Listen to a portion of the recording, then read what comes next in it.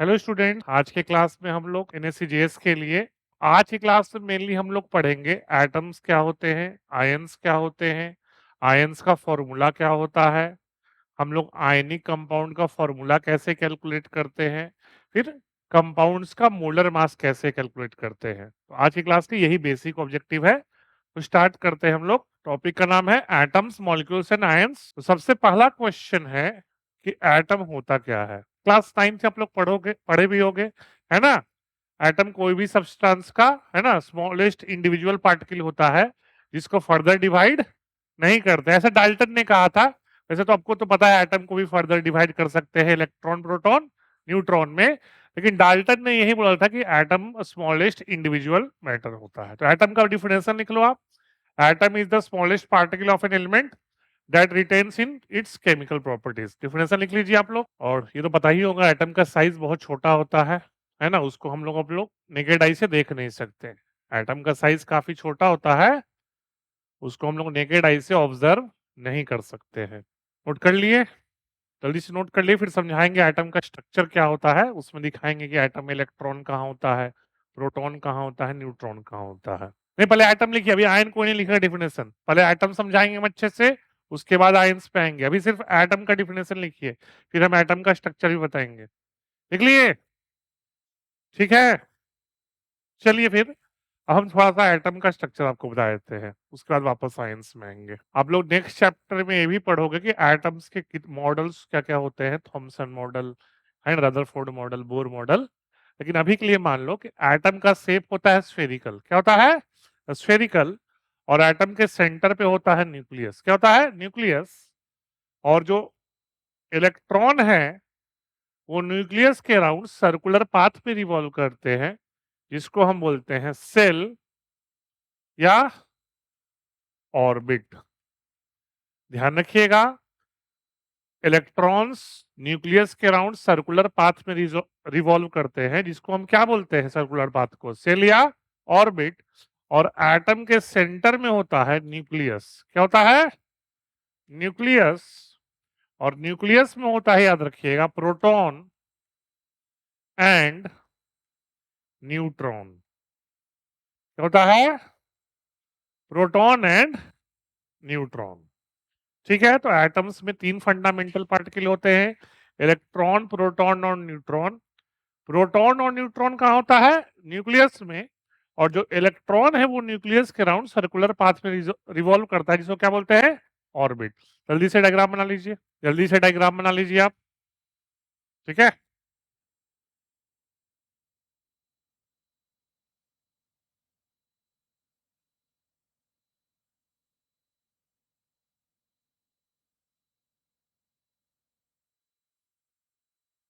ठीक है,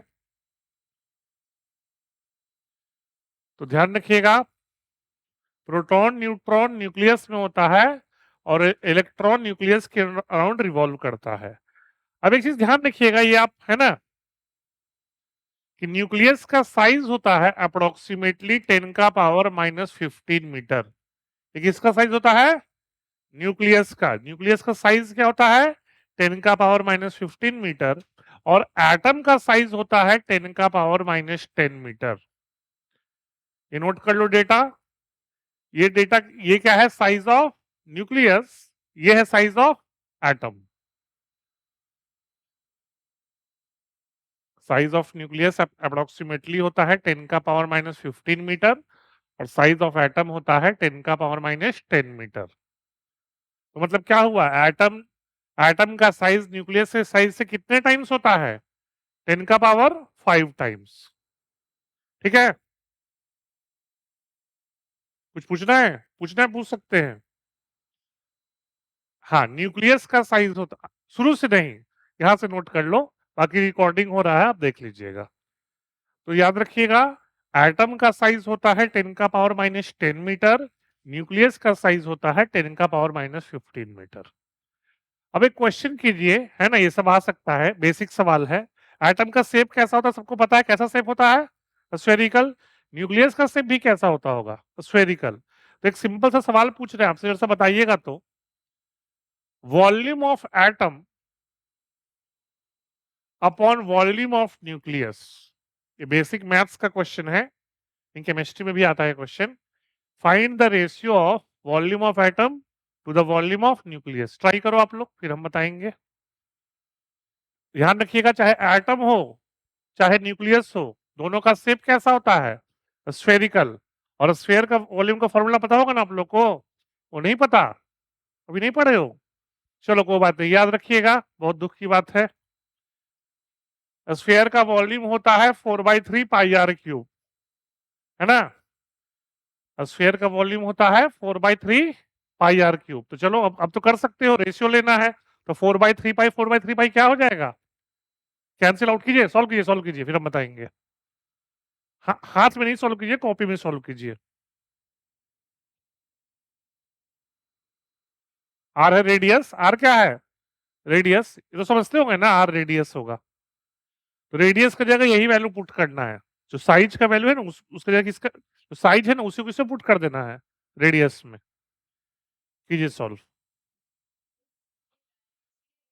देखो, अगर तुम इसको डायमीटर भी मान लोगे, एक बात कर रहे हैं, तो रेडियस क्या होता है? Diameter by 2। तो रेशियो लोगे तो क्या हो जाएगा? कैंसिल आउट हो जाएगा, उसके लिए टेंशन नहीं लेना आपको। 10 का पावर, वेरी गुड, सही है आपका।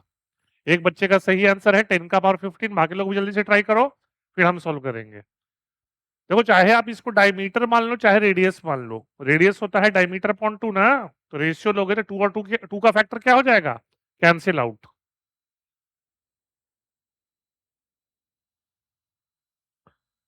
जल्दी से सॉल्व कीजिए, है ना? फिर नहीं होगा, फिर हम सॉल्व करेंगे।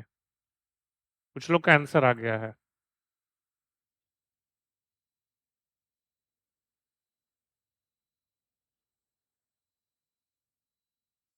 आगे आपका भी 10 का पावर 15, है ना? वैल्यू पुट करो ना, आर क्यूब।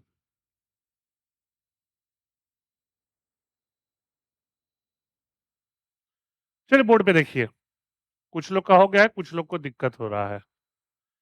देखिए बोर्ड पे, volume of atom upon volume of 10 का पावर 15 है, एटम ऊपर है ना, तो एटम का वॉल्यूम ज्यादा होगा, तो उल्टा हो जाएगा। तो इसको लिख सकते हो 4/3 पाई, है ना, रेडियस ऑफ एटम का क्यूब अपॉन नीचे क्या होगा? 4/3 पाई, बोलो, रेडियस ऑफ न्यूक्लियस का क्यूब। ये तो कैंसिल आउट हो गया। अच्छा, कुछ लोगों को कंफ्यूजन था कि रेडियस है कि डायमीटर। अगर तुम डायमीटर भी लोगे तो आर डी/2 होता है, तो 2 का क्यूब क्या हो जाएगा ऊपर नीचे? Cancel out. तो डायरेक्ट वैल्यू लिख सकते हो। ऊपर था 10 का पावर माइनस 10 का होल क्यूब, नीचे है 10 का पावर माइनस 15 का होल क्यूब। मैथ सॉल्व कर सकते हो, आपको पता होगा ए का पावर एक्स अपॉन ए का पावर वाई होता है ए का पावर एक्स माइनस वाई, है ना? ये आइडेंटिटी आपको पता होना चाहिए, ए का power x minus y. Value solve कर लोगे तो 10 का पावर माइनस 30 अपॉन 10 का power minus 45 which is equal to 10 का पावर 15। ठीक है, ध्यान रहेगा, ये सब क्वेश्चन जेई में भी आता है।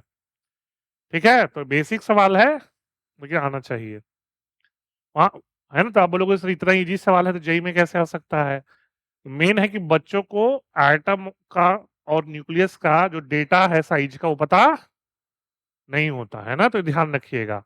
न्यूक्लियस का साइज कितना होता है? 10 का पावर माइनस 15 मीटर, और एटम का साइज होता है 10 का पावर माइनस 10 मीटर। ठीक है, कोई दिक्कत? ये क्लियर है? तो ये तो एटम हो गया। अब हम लोग थोड़ा सा आयंस में आएंगे। क्या आएंगे? तो पहले हम ये बताएंगे आयंस बनता कैसे है। ये नोट कर ली सब लोग? जल्दी से नोट कर लो। फिर अब हम ये आपको ये दिखाएंगे आयंस कैसे बनता है।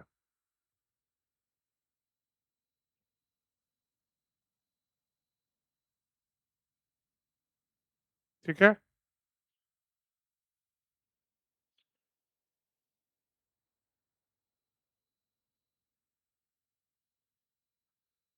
हो गया। चलिए, अब एक चीज देखिए, ये बहुत इंपॉर्टेंट है। हम एक सिंपल एग्जांपल सोडियम का लेते हैं। ऐसे पता होना चाहिए आपको, ये सोडियम है, सोडियम का एटॉमिक नंबर 11 है। क्या है? 11। ध्यान रखिएगा, नीचे आप पढ़ोगे, नीचे लिखते हैं एटॉमिक नंबर को, ऊपर लिखते हैं मास नंबर को। ऊपर लिखते हैं, ये पढ़ोगे आप, ध्यान रखिएगा, ऊपर क्या होता है, मास नंबर, और नीचे क्या होता है, एटॉमिक नंबर। कोई भी एलिमेंट के लिए है, किसी भी एलिमेंट के लिए नीचे वाला टर्म क्या होता है, एटॉमिक नंबर, ऊपर वाला टर्म क्या होता है, मास नंबर। ये डिटेल में आप पढ़ोगे आप, ठीक है, हम पढ़ाएंगे आपको 2-3 क्लास में अगले, एटॉमिक नंबर क्या होता है, मास नंबर क्या। अभी के लिए मान लो ये फैक्ट है, ठीक है। नीचे वाला टर्म एटॉमिक नंबर, वाला टर्म बोलो मास नंबर। तो ध्यान रखना, कोई भी एटम में जितना एटॉमिक नंबर है उतना ही इलेक्ट्रॉन होगा, उतना ही प्रोटॉन होगा।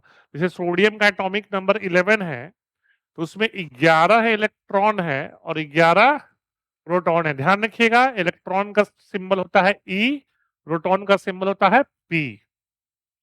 ई stands for electron, P stands for proton, ठीक। अच्छा, ये आपको पता होना चाहिए कि इलेक्ट्रॉन पे होता है नेगेटिव चार्ज और प्रोटॉन पे होता है पॉजिटिव चार्ज। अगर नहीं पता है तो इसको नोट कर लो, इलेक्ट्रॉन पे होता है नेगेटिव चार्ज और प्रोटॉन पे होता है पॉजिटिव चार्ज।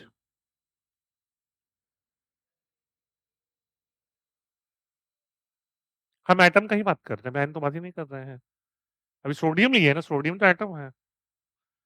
अभी हम लोग सोडियम की बात कर रहे हैं ना, सोडियम तो एटम है, कहाँ हम आयन लिखे हैं, ठीक है। फिर ध्यान रखिएगा, इलेक्ट्रॉन पे होता है नेगेटिव चार्ज, प्रोटॉन पे होता है पॉजिटिव चार्ज। तो देखो तुम, सोडियम में 11 इलेक्ट्रॉन है और 11 प्रोटॉन है, तो नेट चार्ज का बात करें, देखो हम इलेक्ट्रॉन पे चार्ज मानते हैं -1 यूनिट, क्या, -1 यूनिट, और प्रोटॉन पे +1 यूनिट। तो क्या हो जाएगा ये, -11 +11 0। समझ में आया आपको। और कोई बोले सोडियम एटम पे क्या चार्ज है, तो -11 इलेक्ट्रॉन से +11 प्रोटॉन से, विच इज इक्वल टू 0। अच्छा, जिनके दिमाग में चल रहा था कि सर एटम में तो इलेक्ट्रॉन प्रोटॉन न्यूट्रॉन तीनों होता है, याद रखना न्यूट्रॉन पे कोई चार्ज, चाहो तो इसको लिख लो, न्यूट्रॉन कैरीज नो चार्ज। पता है आप लोग को, हाँ पता है तो अच्छी बात है, जिसको नहीं पता है नोट कर सकते हो, न्यूट्रॉन पे कोई चार्ज, चार्ज किस पे होता है, इलेक्ट्रॉन और प्रोटॉन पे। तो इस पे -11, इस पे +11, 0। ये ठीक है। अब देखिए ध्यान से, अब ध्यान से देखिए, अब देखिए, मान लीजिए सोडियम एक इलेक्ट्रॉन लूज कर दे, सोडियम एक इलेक्ट्रॉन लूज कर दे, ये क्यों करता है आपको हम पढ़ाएंगे, है ना। उसके लिए ऑक्टेट कॉन्फ़िगरेशन के लिए वो पढ़ेंगे आगे हम लोग। अभी मान लो सोडियम एक इलेक्ट्रॉन लूज करता है, वो अगला चैप्टर है ना आप लोग को, आपके क्लास 9th में चैप्टर 4 जो है एटम्स, है ना, तो वैलेंसी सब हम सिखाएंगे, है ना, वैलेंसी अब सब सिखाएंगे, कोई टेंशन की कोई जरूरत नहीं है। तो देखो अब ध्यान से, सोडियम एक इलेक्ट्रॉन लूज करता है, तो अब देखिए सोडियम में कितने इलेक्ट्रॉन थे, 11, और प्रोटॉन कितने थे, 11, ठीक है। अब तुम खुद सोचना, सोडियम ने एक इलेक्ट्रॉन लूज कर दिया तो कितना हो गया, 10 इलेक्ट्रॉन, और प्रोटॉन नहीं चेंज किया। ये याद रखना, जब भी एटम आयन में कन्वर्ट होता है तो चेंज नंबर ऑफ इलेक्ट्रॉन में होते हैं, प्रोटॉन में कोई चेंज, क्लियर है।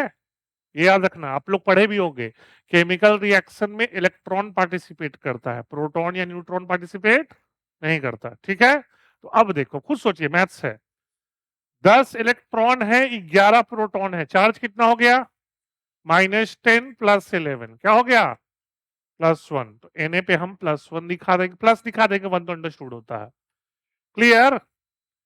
तो Na में कैसे कन्वर्ट किया, जब उसने एक इलेक्ट्रॉन लूज कर दिया। अच्छा, इसी तरह से एक और हम देखते हैं, सल्फर देखते हैं, किसको देखते हैं, सल्फर को देखो। तो सल्फर देख लो, सल्फर का एटॉमिक नंबर 16 होता है, क्या होता है, 16। तो उसमें 16 इलेक्ट्रॉन और 16 प्रोटॉन। अब देखिए, मान लो सल्फर ने 2 इलेक्ट्रॉन गेन कर लिया, सल्फर ने 2 इलेक्ट्रॉन गेन कर लिया, तो अब बताइए सल्फर में कितने इलेक्ट्रॉन हो गए, 18, और कितने प्रोटॉन, 16। मैथ्स आता है आपको, -18 +16 -2, तो सल्फर ये होता है H2 -2 भी, या बुक्स में 2 लिखता है, क्लियर। -2 भी लिख सकते हो, 2 भी लिखते हो, ठीक है, कोई दिक्कत। तो यहां से वो क्या पता चला कि जब भी कोई एटम आयन में कन्वर्ट होगा तो या फिर इलेक्ट्रॉन का गेन करेगा या फिर लॉस करेगा। हाँ, अब ये ध्यान रखना, जब एटम इलेक्ट्रॉन लूज करता है तो आयन पे चार्ज पॉजिटिव आता है और उसको कहते हैं कटायन। क्या कहते हैं? कटायन। फिर से सुन लो, जब एटम इलेक्ट्रॉन लूज करता है तो कैसा आयन बनता है? पॉजिटिव आयन, जिसको क्या कहते हैं? कटायन। और जब एटम इलेक्ट्रॉन गेन करता है तो कैसा बनता है? नेगेटिव, और उसको कहते हैं अनायन। क्या कहते हैं? क्लियर है? किसी को दिक्कत? नोट कर लीजिए। कटायन देखो, यहाँ एटम पे क्या चार्ज था? आयन पे क्या चार्ज था? तो पॉजिटिव आयन को कटायन कहते हैं। यहाँ आयन पे क्या चार्ज है? नेगेटिव आयन को अनायन कहते हैं। क्लियर? और दूसरा नाम है, पॉजिटिव आयन का शॉर्ट नेम है कटायन, नेगेटिव आयन का शॉर्ट नेम है अनायन। ठीक है, नोट कर लीजिए। नोट्स अच्छे से बनाइएगा, रिवीजन में काम आएगा। अगर आपको बहुत लोगों के साथ आदत क्या है कि ये तो हमको आता है, तो हम अच्छे से नोट्स नहीं बनाएंगे। ध्यान रखिएगा, जो चीज अभी आए वो 2-3 महीना बाद याद रहे जरूरी नहीं है, दिमाग से भूल जाते हैं लोग। तो इसको नोट्स अच्छे से बनाइएगा क्योंकि आपको रिवीजन में काम आएगा।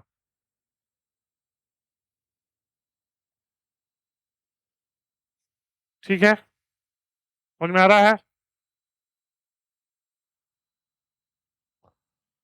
तो ध्यान रखना इस चीज को, जब एटम इलेक्ट्रॉन लूज करता है तो कैसा बनता है? पॉजिटिव। और जब एटम इलेक्ट्रॉन गेन करता है तो नेगेटिव। जल्दी से ये लिख लो, फिर हम आयन में आयन का डिफिनेशन लिखवा देंगे, फिर कटायन एंड आयन दोनों लिखवा देंगे। समझ में आ रहा है? तो बेसिक है ना? हाँ, ये अगर आप सोच रहे हो सर दो इलेक्ट्रॉन क्यों गेन किया, ये हम बताएंगे आपको नेक्स्ट चैप्टर में, जो वैलेंसी है सब आएगा।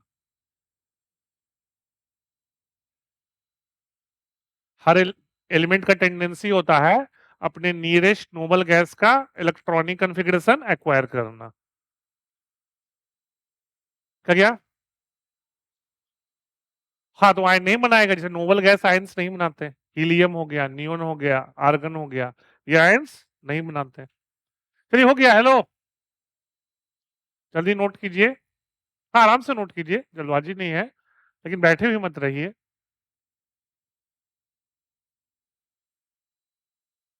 और ये हम बोलेंगे कि जब भी नेक्स्ट क्लास में आइएगा तो पुराना नोट्स रिवाइज करके आइएगा, समझ गए? मतलब फिर समझ में नहीं आएगा। बढ़े आगे? हो गया? तो अब आयंस का आप डिफिनेशन लिख लो। अब आप आयंस का डिफिनेशन लिख लीजिए, है ना? ये आयन का डिफिनेशन है, नोट कर लीजिए।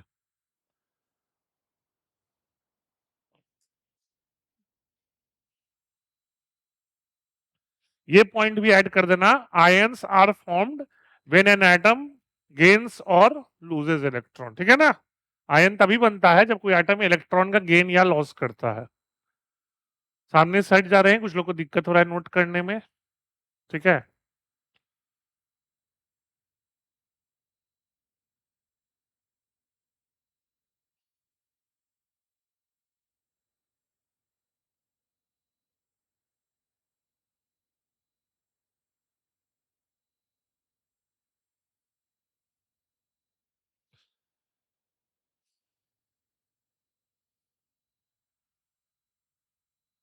जल्दी जाइए, जल्दी जाइए।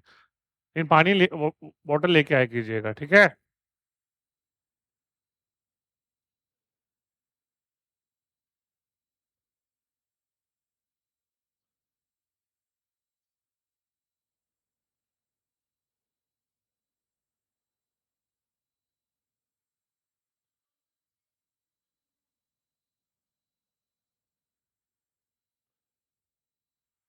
नोट कर लीजिए, जल्दी से नोट कीजिए। ये जरूर लिख लीजिएगा लास्ट में, ये an ion is formed when an atom, है ना, गेन्स और लूजेस इलेक्ट्रॉन। पॉजिटिव आयन को कटायन बोलते हैं, नेगेटिव आयन को अनायन।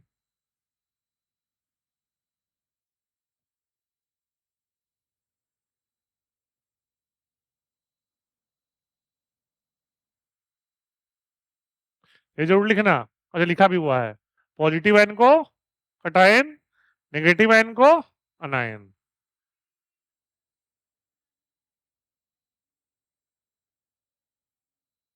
क्या क्या?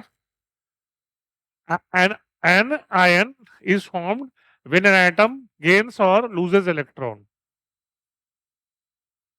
When an atom gains or loses electron. कोई दिक्कत किसी को? ठीक है, अब बढ़ते हैं। हम आगे बढ़ रहे हैं। अब कुछ इंपॉर्टेंट आयन है, इनका फॉर्मूला नोट कर लो। ठीक है, आज हम लोग जैसे कि बताए थे, आज हम लोग मेनली आज के क्लास में दो चीज सीखेंगे। आयनिक कंपाउंड का फॉर्मूला कैसे लिखते हैं और कंपाउंड का मोलर मास कैसे कैलकुलेट करते हैं। तो ये आयंस के फॉर्मूला आपको याद रखना, ध्यान रखना। ये आपको 11 12 तक काम देंगे, तो बहुत इंपॉर्टेंट है ये सब। ऑब्वियस है आज नहीं याद होगा, टाइम लगेगा, लेकिन कोशिश कीजिएगा 1 से 2 महीना में याद कर लेने का। ठीक है? क्या? कंपाउंड पे चार्ज नहीं होता, आयंस पे चार्ज होता है। वो पढ़ो, वो पॉली एटॉमिक आयन है, पढ़िएगा। सुन लीजिए, एक चीज आप पूछ कर बता रहे हैं। ये आयन पे, आयन में एक एटम है, इसको कहते हैं मोनो एटॉमिक आयन। क्या कहते हैं? Mono atomic. एक टर्म होता है मोनो एटॉमिक आयन। तो जिस आयन में एक एटम हो उसको कहते हैं मोनो एटॉमिक आयन। अब इसमें देखो, नाइट्रोजन और 3 ऑक्सीजन, कितने एटम हो गए? 4। इसको कहते हैं पॉली एटॉमिक आयन। क्या कहते हैं? Poly atomic ion. अब ठीक है, तो उसमें भी चार्ज हो सकता है। वैलेंसी सब ऑक्टेट से होता है, वैलेंसी से होता है। अब नोट कर लीजिए आप इसको, ये याद रखिएगा। फिर से बता रहे हैं, आज नहीं याद करना है, लेकिन कोशिश कीजिएगा 1 2 महीने में याद हो जाइए। ये सब 11 12 दोनों में काम आएगा।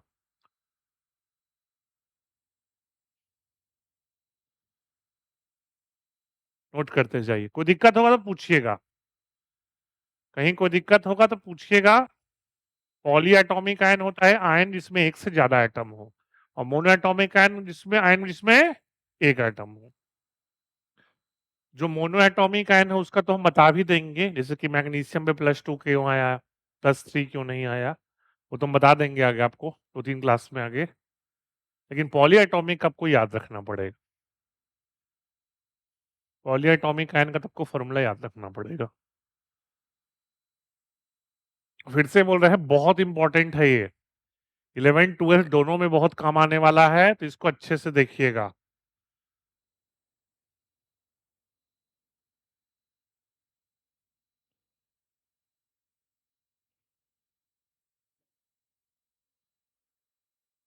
वो बताएंगे आपको, रुको ना, अभी धीरे धीरे, अभी है ना, बताएंगे सब। और क्लासेस होगा ना, तुम खुद सोच लोगे।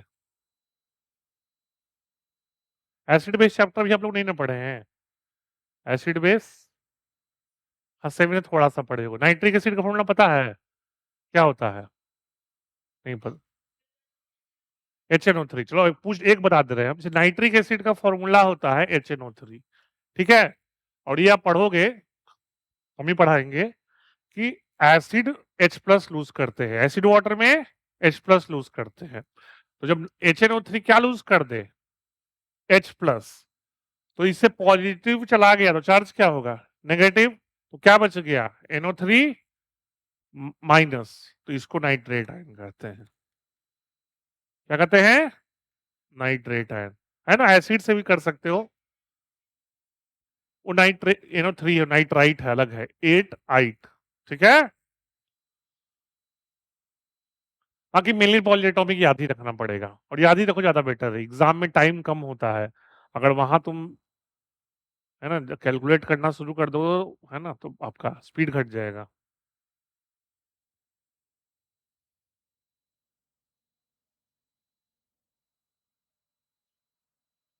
हाँ हाँ,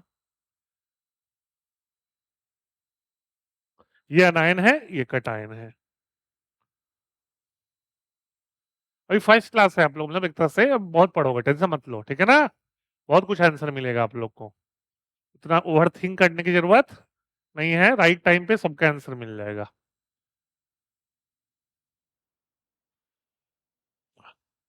सबको दिख रहा है ना सामने ठीक है ना?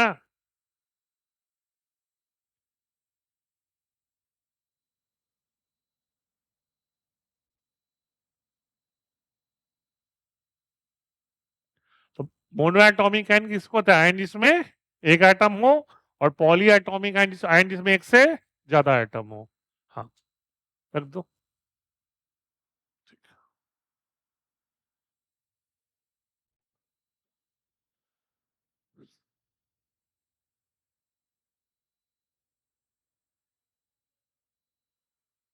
हाँ, एक चीज देखिएगा, आपको पढ़ाएंगे आगे होगा सर, तो हम बता देंगे। देखो, आयरन के दो आयन होते हैं, फेरस और फेरिक। एक मिनट, ये नोट कर लिया आप लोग? एक बताएंगे आपको हम। एक होता है फेरिक आयन। क्या होता है? Ferric ion. तो फेरिक आयन होता है Fe3+, और उसमें चार्ज होता है +3। कुछ एटम है जिसपे ज्यादा चार्ज, दो दो चार्ज हो जाता है, तो छोटे वाले को अस बोलते हैं, बड़े वाले को इक। जैसे फेरस देख लो +2, फेरिक +3। ठीक है ना? क्योंकि आयरन आयन बोलेंगे तो पता नहीं चलेगा ना कौन सा आयरन, +2 की +3, इसलिए अस और इक बोलते हैं। छोटा चार्ज वाले को अस, बड़े चार्ज वाले को इक। और भी होंगे इस तरह के, क्यूपरस, क्यूपरिक।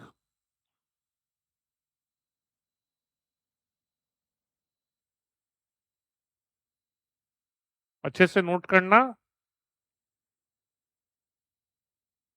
ये आपको 12th इंड तक काम आएगा, मतलब जेई, जब जेई लिखोगे आप लोग, जेई या नीट, उसमें भी काम आएगा। ठीक है? बहुत बच्चे जो 11th 12th में आते हैं उनको भी ठीक से याद नहीं होता है। आप चाहो तो अपने सीनियर से पूछ सकते हो, कोई स्कूल का है ना, चेक करने के लिए। बहुत लोग को याद नहीं होता है।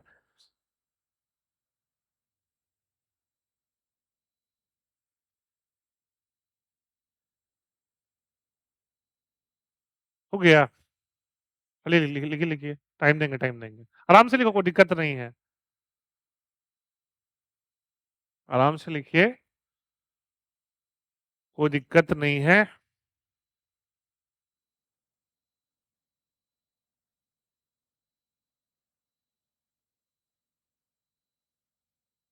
हाँ, बोलिए बोलिए।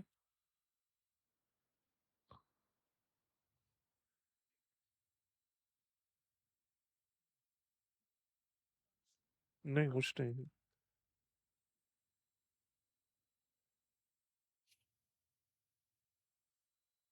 हाँ, हो गया। ठीक है।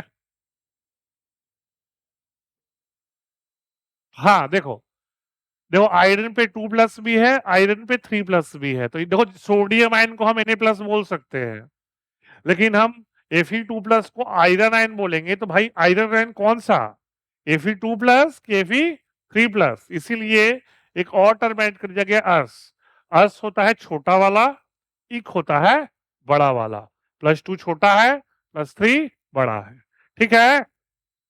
क्लियर? बढ़े आगे? चलिए फिर और देखिए। हाँ, कुछ ये भी नोट करो, ये भी नोट कीजिए। देखो, फेरिक आ भी गया, आ ही गया, आ गया ना? और क्यूब, हाँ वही बता देते हैं आपको, इसमें नहीं दिया है तो हम लिख दे रहे हैं, देखिए। हाँ, कॉपर लिख रहे हैं, हम लिख रहे हैं बोर्ड पे, देखो ना, लिख रहे हैं। कॉपर आयन, ये होता है क्यूपरस। क्या होता है? OUS, cuprous. ये होगा Cu+, चार्ज होगा +1। तो कॉपर में भी होता है दो। ठीक है? मरकरी में भी है, मर्क्यूरस, मर्क्यूरी। हाँ, इसमें दिया है ना। हाँ, मरकरी का भी लिख लो, मरकरी का भी लिख रहे हैं हम। Mercury ion. क्या क्या? ऑब्वियस याद ही करना पड़ेगा। आपको आज नहीं याद करना, लेकिन याद हो जाएगा, बहुत टेंशन की जरूरत नहीं है। मर्क्यूरस, मर्क्यूरस, है ना? अच्छा, एक चीज ध्यान रखना, बहुत इंपॉर्टेंट है इसमें। जो मर्क्यूरस है, सुन लो पहले, ध्यान से भी लिखना। मर्क्यूरस डाई एटॉमिक आयन होता है। क्या होता है? Diatomic. तो तुम खुद सोचो, मैथ्स मैथ्स सोच सकते हो। दो एटम पे दो चार्ज है, तो एक एटम पे एक, तो इस पे चार्ज +1 होता है। मर्क्यूरस पे चार्ज, मर्क्यूरिक पे चार्ज +2 है, मर्क्यूरस पे चार्ज +1 होता है, लेकिन एक ऐसा एटम है, कैसा आयन है? Diatomic. तो चूंकि दो आयन्स आपस में मर्ज हो जाते हैं, इसलिए है Hg2 2+। तो ये ध्यान रखना, मर्क्यूरस आयन का फॉर्मूला Hg2 2+ होता है, Hg+ नहीं होता। क्लियर? सेम कैसे है? इसमें देखो इसमें एक ही एटम है, इसमें दो एटम है। कुछ पूछना है? हाँ, बॉन्ड बॉन्ड बॉन्ड। हाँ, चलिए नोट कर लीजिए।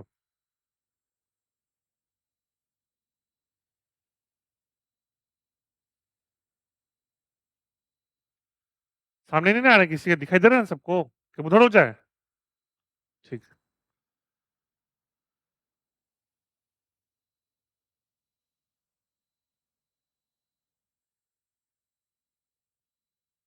ध्यान रखिएगा, बहुत इंपॉर्टेंट है सब।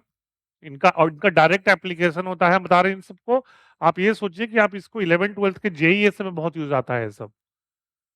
ठीक है, डायरेक्ट क्वेश्चन इस पे बनते हैं।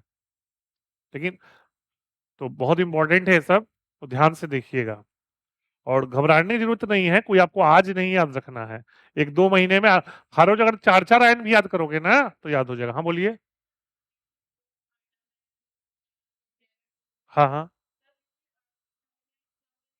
हाँ, उसमें वहां डिफरेंस सुन लो। वहां दो डिफरेंट आइटम ना है, वहां आइटम एक है।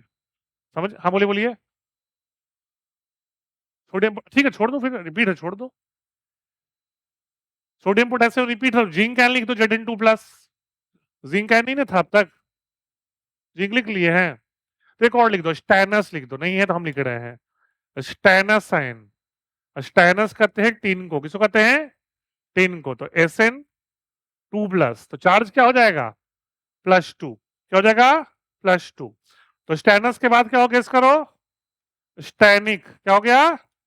स्टैनिक। तो ये Sn4+ होता है, ध्यान रखना। +4 याद रखना पड़ेगा, समझ गए? हम समझ रहे हैं, आप सोचो वहां +2+ तो यहाँ +4 कैसे हो गया? अभी के लिए याद रखना पड़ेगा। ठीक है? और फिर से बोल रहे हैं, कोई आपको आज नहीं याद करना है, जो पैनिक करने की जरूरत नहीं है। आराम से याद करो, 2-3 महीना में याद हो जाएगा। ठीक है? हर रोज 5-5 आयन भी याद करोगे तो आपसे 1 महीने में अच्छे से याद हो जाएगा।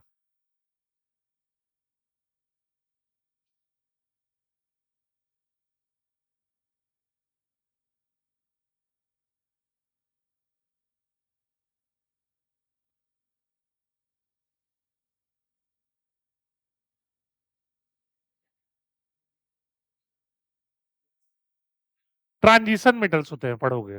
ट्रांजिशन मेटल्स ऐसा करते हैं, ट्रांजिशन मेटल होते हैं। पढ़िएगा सब, बोलो सबका आंसर आएगा। अभी फर्स्ट क्लास है, थोड़ा पेशेंस रखना पड़ेगा। ट्रांजिशन मेटल्स में दो दो आयन्स होते हैं, ठीक है, दो दो प्लस चार्ज होते हैं। सबका आंसर आएगा, पेशेंस रखो। स्टैनस, Sn2+, टिन को कहते हैं स्टैन। ये Sn किसका सिंबल होता है?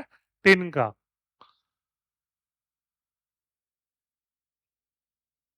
टिन एक सोनोरस मेटल होता है। मेटल पढ़े हो कि नहीं पढ़े हो? सोनोरस समझते हो ना, मेटल्स व्हिच प्रोड्यूस साउंड, है ना?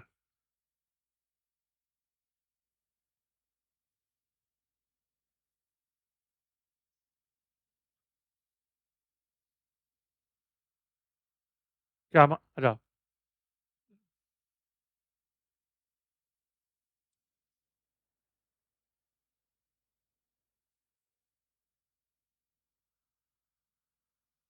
हाँ ठीक है, नोट कीजिए नोट कीजिए।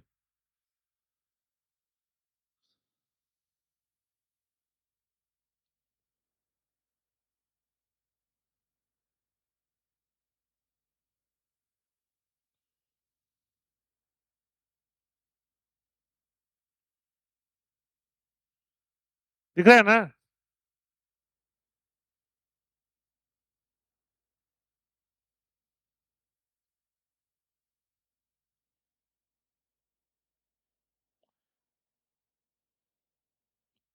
ये तो सोच सकते हो कि जिसकी Fe3+ है, तो आइदर ने कितना इलेक्ट्रॉन लूज किया होगा? 3 इलेक्ट्रॉन, है ना?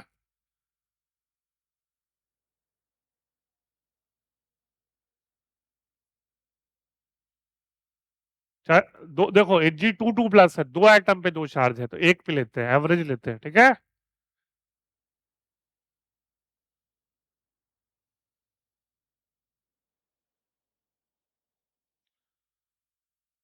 बुक्स में देखोगे तो Hg मरकरी 1 ही लिखता है, लेकिन ये होता है Hg2 2+। अनायन में ऐसा है, अनायन में ऐसा है नहीं है।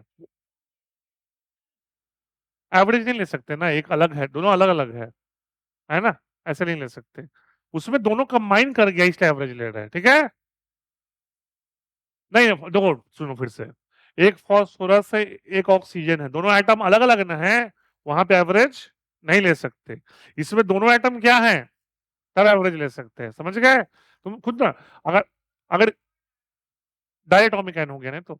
हाँ सुनिए, आप फॉर एग्जाम्पल, आपका एग्जाम में जब परसेंटेज मिलता है तो आपके मार्क्स ऐड होते हैं कि दूसरे का ऐड कर देते हैं, समझ गए मतलब क्या बोलना चाह रहे हैं।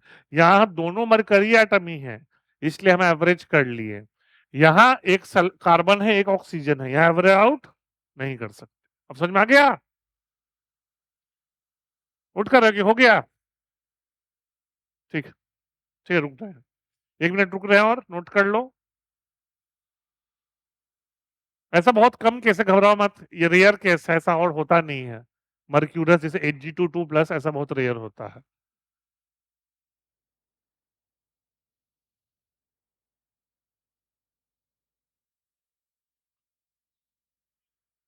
-2 कहाँ है, अच्छा वो गलती से आ गया होगा, -2 नहीं है, इसको भूल जाओ, इसको ऐसे ही भूल जाइए, क्योंकि हम इसको हटा ही देते हैं, इसको हटा देते हैं हम। ठीक है, अब खुश, चलिए हो गया।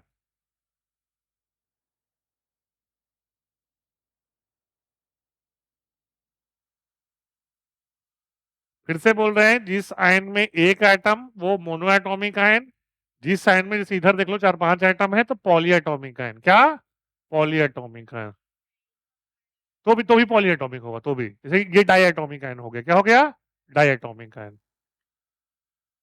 बढ़ जाएंगे, 30 सेकेंड और, 30 सेकेंड और देने हैं, आगे बढ़े जल्द आगे बढ़ेंगे।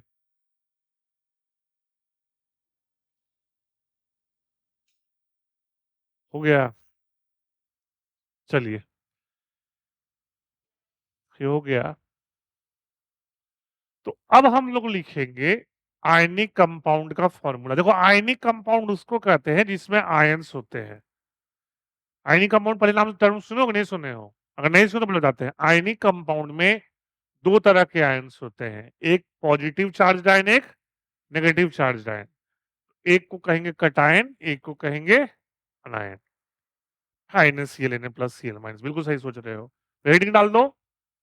फॉर्मुलेशन ऑफ आयनिक कंपाउंड्स मतलब हम लोग अब पढ़ेंगे कि कोई आयनिक कंपाउंड का कैसे फॉर्मूला लिखते हैं।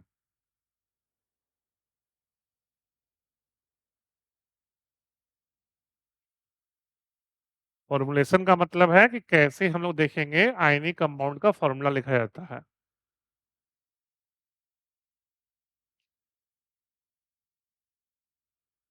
और कोई भी कंपाउंड का फॉर्मूला से क्या पता चलता है कि उस कंपाउंड में कौन कौन से एलिमेंट है और हर एक एलिमेंट के कितने एटम्स है ना। जैसे कि फॉर एग्जांपल देख लो बोर्ड पे, ऐसे सपोज करो हम कोई आयंस ले रहे हैं, जैसे पोटेशियम सल्फेट, हम बताएंगे कैसे लिखते हैं, अभी सुन लो।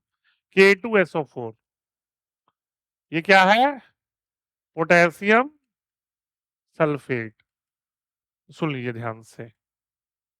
तो अब ये बताइए इसमें कौन कौन से एलिमेंट्स हैं। के मतलब पोटेशियम, एस मतलब सल्फर, ओ मतलब पोटेशियम में कितने एटम्स हैं, सल्फर के, ऑक्सीजन के 4।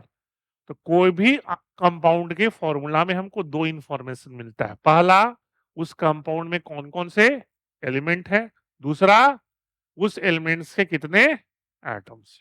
ठीक है, तो अब ये पॉइंट नोट कर लो, वही समझाए हैं, आप इसको नोट कर लीजिए पूरा। ठीक है, और फिर की एग्जांपल ले लीजिए कि for example potassium sulphate contains potassium, sulphur and oxygen, और पोटेशियम के 2 एटम है, सल्फर के 1 एटम है, ऑक्सीजन के 4 एटम। ठीक है, नोट कर लो। किसी को दिक्कत होगा पूछना, क्लियर है?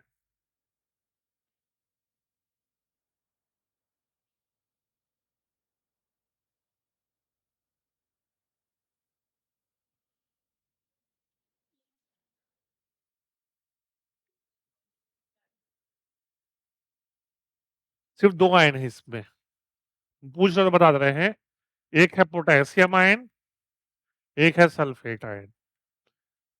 ये है पॉली एटॉमिक आयन, ये है मोनो एटॉमिक आयन। ठीक है,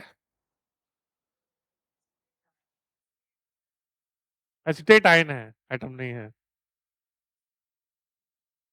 क्या? Carbon, hydrogen, oxygen. वो ऑक्सीजन 2 बार है, वो ऑर्गेनिक कंपाउंड है, पढ़ोगे तुम थोड़ा सा। क्लास 10th में एक चैप्टर है कार्बन इट्स कंपाउंड, उसमें फंक्शनल ग्रुप में पढ़ोगे। ठीक है। किसके? अरे नहीं नहीं नहीं, वो रीजन नहीं है, वो रीजन नहीं है, वो फंक्शनल ग्रुप से आया है। एसिटिक एसिड है, कार्बोक्सिलिक ग्रुप होता है, उससे आया है।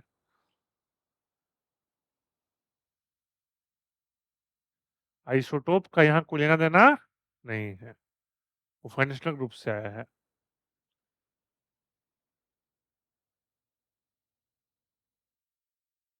हाँ बोलिए।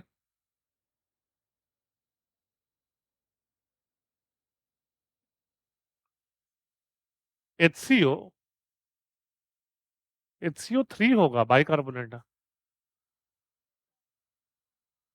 आयन है। HCO3 माइनस तो पॉलीएटॉमिक आयन था। HCO3 माइनस, ये बाइकार्बोनेट आयन, ये पॉलीएटॉमिक आयन है। ठीक है, चलिए नोट कर लिए। 2 नाम है, बाइकार्बो ना, वो ऐसे नहीं, वो नाम है वो। ठीक है, और यह हाइड्रोजन कार्बोनेट, उससे नहीं, उससे ऑक्सीजन से नहीं है ये। ठीक है, हो गया। जल्दी नोट कीजिए, एग्जाम्पल लिख लीजिए जरूर कि for example formula of potassium sulphate is K2SO4, which means कौन कौन से एलिमेंट्स है? Potassium, sulphur and oxygen. And this also means compound contains 2 atoms of potassium, 1 atoms of sulfur and 4 atoms of oxygen। ठीक है, for to, वो बताएंगे, रुको ना अभी। ये कैसे आया वो हम बताएंगे, इन्होंने पूछा था इसलिए बताएं। पोटे क्या? हाँ वही करेंगे, वही करेंगे। हाँ वही बताएंगे, वही बताएंगे, वो बताने वाले हैं हम। ये तो बस समझाए थे। ठीक है, इन्होंने सवाल पूछा था कि पोटेशियम सल्फेट में कौन कौन से आयन है। कोई डाउट है तो पूछिए, कोई डाउट है क्या?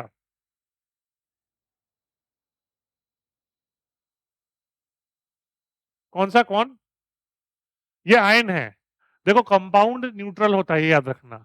आयन्स चार्ज होते हैं, कंपाउंड न्यूट्रल होता है। ठीक है, चलिए हो गया, जल्दी कीजिए, नोट कर लिए? क्लियर? ये याद रखना हमेशा, आयन पे चार्ज होगा, कंपाउंड न्यूट्रल होते हैं। चलिए बढ़ जाएंगे। चलिए फिर, अब देखिए, अब कैसे फॉर्मूला लिखा जाए वो देखो, इन्होंने तो स्टेप्स दिखाए हैं, हम समझा देते हैं, इजी है। पहले समझ लेना, फिर इस स्टेप्स को नोट कर लेना। ऐसे मान लीजिए दिया रहे, आपको लिखना है, कंपाउंड लिखना है सोडियम नाइट्रेट। हम समझा देते हैं आपको, सोडियम, सोडियम नाइट्रेट। तो आप लोग अपना कॉपी में आयंस का फॉर्मूला लिखवाए ना है, उसको देखो अच्छे से। सोडियम आयन, सोडियम एक आयन है, क्या फॉर्मूला होता है? Na+। और नाइट्रेट का NO3-। अच्छा, इसमें खास बात है कि दोनों पे चार्ज क्या है? सेम। देखिए याद रखना, होता क्या है आयनिक कंपाउंड के फॉर्मूला में, वैलेंसी एक्सचेंज हो, जो चार्ज है एक्सचेंज हो जाएगा। क्या हो जाएगा? एक्सचेंज। तो इस पे +1, यहाँ पे आप नंबर देखो, चार्ज भूल लो। इस पे नंबर क्या है? 1। इस पे भी नंबर क्या है? 1। तो इधर भी 1, इधर भी 1, तुमको पता है 1 से 1 क्या हो जाएगा? Cancel out. एक तरह से फॉर्मूला क्या हो गया? Na NO3। समझ में आया? क्योंकि दोनों के यहाँ +1 यहाँ -1 तो नंबर एक्सचेंज होता है ना। तो जब Na1 NO3 1 तो 1 से 1 तो कुछ है नहीं, कैंसिल आउट हो जाएगा। ठीक है, तो एक चीज याद रखना, एक तरह से शॉर्टकट है, अगर कटायन और अनायन पे सेम चार्ज रहे तो कुछ करने की जरूरत नहीं है, बस उसको क्या कर दोगे, कंबाइन। क्या कर दोगे, क्या? हाँ तो बताएंगे, वो नेक्स्ट एग्जांपल है। हाँ बोलिए, ये नहीं समझ में आया, फिर से बताते हैं, देख लो। देख लो, सोडियम का फॉर्मूला क्या है बताओ? Na प्लस, Na नहीं Na प्लस। और नाइट्रेट का NO3 माइनस। अब देखिए ना, अब चार्ज तो ठीक है, नंबर क्या है, सोडियम पे चार्ज का नंबर क्या है 1, नाइट्रेट पे चार्ज का नंबर 1, तो ये जो 1 है वो एक्सचेंज हो जाएगा। क्या हो जाएगा, एक्सचेंज। तो तुम ऐसे सोच लो, Na1 समझाने के लिए लिख रहे हैं सर, और NO3 चूंकि एक चीज याद रखना, पॉलीएटॉमिक आयन को स्मॉल ब्रैकेट में लिखते हैं, स्मॉल ब्रैकेट। तो NO3 इस पे भी क्या हो जाएगा नंबर 1। अब 1 1 तो सेम ही ना है, तो 1 1 क्या हो जाएगा,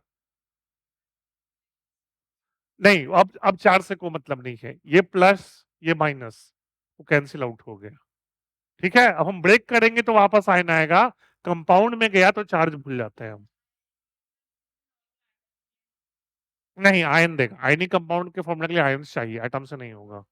अरे नहीं नहीं नहीं, आयनिक कंपाउंड नोबल गैस कहां से होगा, है ना। तो समझ में आया। अब इसके वन को इसको वन को इग्नोर करो और हो जाएगा NaNO3। अभी और भी एग्जांपल करवाएंगे, टेंशन मत लो, हम 4 5 एग्जांपल करवाएंगे, अब सीख जाओगे। पहला एग्जांपल नोट करो, 4 5 एग्जाम्पल करवाएंगे, सारा आप सीख जाइएगा, टेंशन मत लीजिए। पहले नोट कर लीजिए सोडियम नाइट्रेट का, ये किसका था, सोडियम नाइट्रेट। तो हेडिंग डालना क्या, हाँ वही हेडिंग वही है। अब लिखो आप, सोडियम नाइट्रेट का फॉर्मूला कैसे लिखा जाता है, हेडिंग वही है। अब देखो सोडियम नाइट्रेट का फॉर्मूला कैसे लिखा जाता है, हम 3 4 आपको एग्जाम्पल करवाएंगे, सीख जाओगे, बहुत बेसिक चीज है।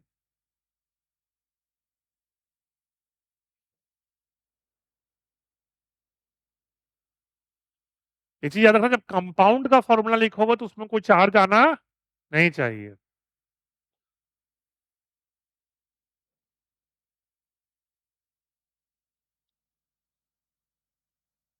ठीक है, बोलिए, लिख लिए, उसके लिए जो तो नहीं है वही समझा दिए हैं वो, कि पहले आयंस लिख दो फिर एक्सचेंज कर दो।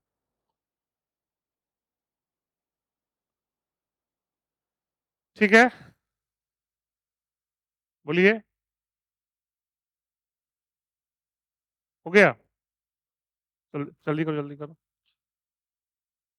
हो गया। चलिए अब देखिए को, अब हम देखते हैं एग्जाम्पल 2 देख लो। अच्छा सोडियम सल्फेट, सोडियम सल्फेट, चलो भी देख लो। सोडियम सल्फेट किसका अब है, सोडियम सल्फेट। तो बताओ सोडियम आयन का फॉर्मूला क्या है, बोलो, Na पे प्लस, सल्फेट पे क्या है, तो जैसा आपको बताए थे नंबर एक्सचेंज करते हैं, चार्ज को कंसीडर मत करो। तो इधर नंबर क्या आ जाएगा 2, इधर नंबर क्या आएगा 1, तो 1 तो अंडरस्टूड है, तो Na2SO4। क्लियर कि फिर से बताएं, सोडियम पे Na प्लस, सल्फेट पे 2 माइनस, नंबर एक्सचेंज कर देते हैं, तो 2 इधर आ जाएगा, 1 इधर चला जाएगा। नहीं नहीं, जो हम बता रहे हैं वही लिखो।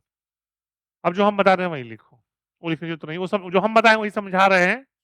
ठीक है, ध्यान रखना, हम नंबर्स एक्सचेंज करते हैं। 400 देखो, आयनिक कंपाउंड का जब फॉर्मूला लिखोगे वहां कोई चार्ज नहीं आना। ठीक है,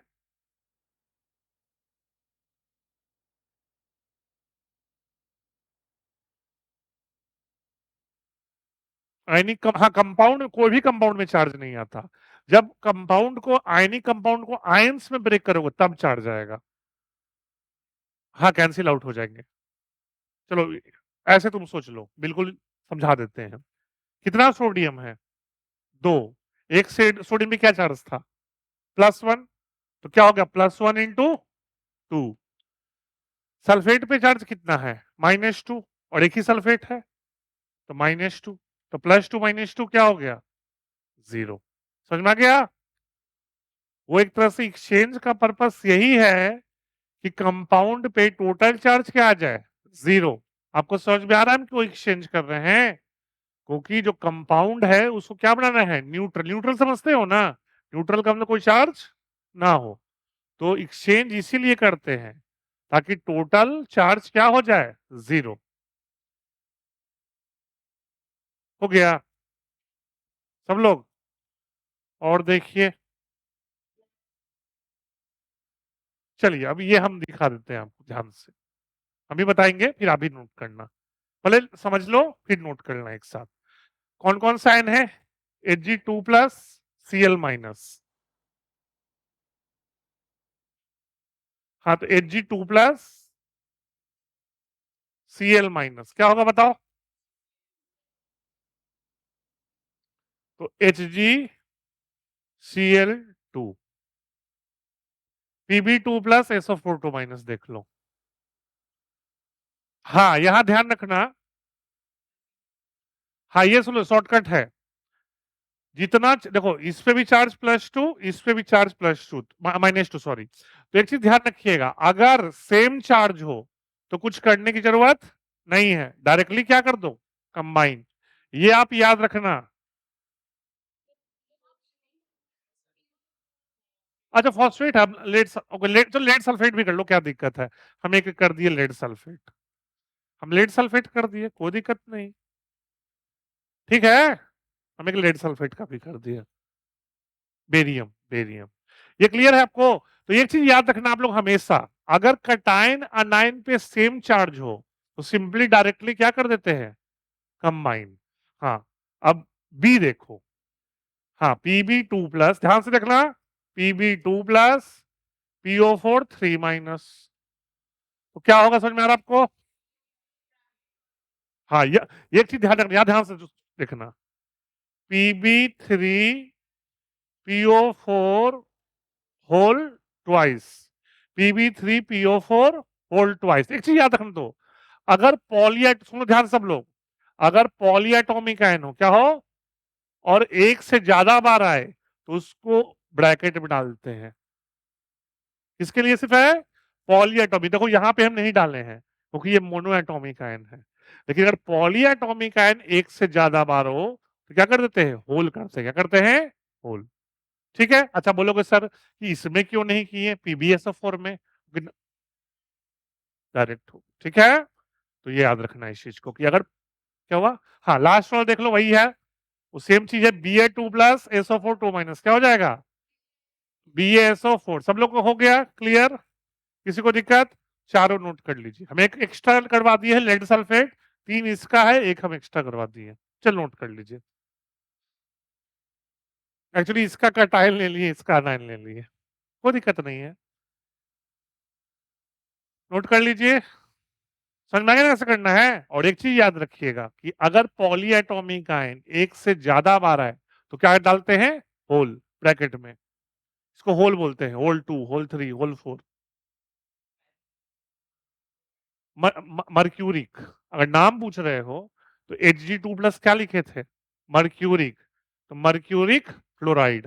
ये तो लेड है, लेड फॉस्फेट। ये है बेरियम सल्फेट।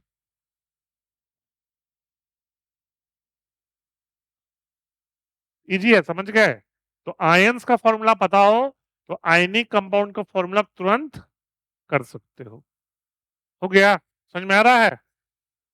एक चीज ध्यान रखिएगा, जब भी नेक्स्ट क्लास में आइएगा तो पुराने क्लास का कंटेंट रिवाइज करके आइएगा, जो समझ में नहीं आएगा, समझ रहे हो ना? ये सबसे रिक्वेस्ट है कि एटलीस्ट याद नहीं हो तो कोई दिक्कत नहीं है, लेकिन देख के आना एटलीस्ट, क्योंकि हम पढ़ाएंगे तो समझ में आ जाएगा। ठीक है ना? नोट कर लिए? नोट कर रहे हो अभी? ठीक, कर लो कर लो। ब्रैकेट को खोलोगे तो P2O8 हो जाएगा। P2O8 कुछ होता नहीं है, मैथ्स नहीं है, समझ रहे हो? केमिस्ट्री में P2O8 कुछ होता नहीं है। ठीक है, कोई दिक्कत? हाँ भी, बेरियम पूछ रहे हो, बता, तुम बार बार पूछ रहे हो, तुम उसके पीछे हो तो बता दे रहे हैं। चलो बेरियम तुम पूछे हो तो तुमको बेरियम के बारे में बताते भी हैं थोड़ा सा कुछ। पटाख फायर क्रैकर्स पता है दिवाली में, ये पटाखे में यूज होते हैं। तो जो ब्लास्ट करते हो ना, तो जो कलर आता है वो आता है एप्पल ग्रीन। सब नहीं करते, कुछ कुछ देते हैं। एल्कली मेटल्स कर फ्लेम टेस्ट होता है, पढ़ोगे, सब पढ़ोगे, टेंशन मत लो। लेकिन अब ये बेरियम के पीछे चूंकि 2-3 साल पूछ दिए, तो लगे थोड़ा सा एक्स्ट्रा ही बता देते हैं, तो समझ गए। अगर आपके पटाखे में बेरियम मेटल होगा और उसको ब्लास्ट को जलाओगे या ब्लास्ट करोगे, तो क्या कलर आता है? अरे पाउडर होता है भाई, पाउडर फॉर्म में लोगे यार, है ना। कौन सा तुमको बेरियम जलाने के लिए कह रहे हैं? मिक्सर बनाओगे ना पाउडर करके। चलिए, हेलो, हो गया, नोट कर लिए, है ना। चलिए, चलिए, ये भी है, देखो, ये खुद से ट्राई कर, तो हम भी डिस्कस करते हैं। ये तीनों खुद से ट्राई करो। नोट्स आप अपने कॉपी से आयंस का देख सकते हो। हम तीनों डिस्कस करेंगे, आप खुद से कीजिए तब तक। आयोडाइड आयन I- होता है, नहीं? अब हेलो सर, बाकी लोग करने दो ना। बाकी लोग करने दो, हम एक साथ डिस्कस करेंगे। आयोडाइड आयन का फॉर्मूला नहीं लिखवा है, देखो तो, चेक करो तो। तो फिर इतना आलसी नहीं बनिए, गूगल सर्च, हमको गूगल सर्च मत समझिए, है ना। कॉपी भी सब लिखवाए हैं, देख देख के करो।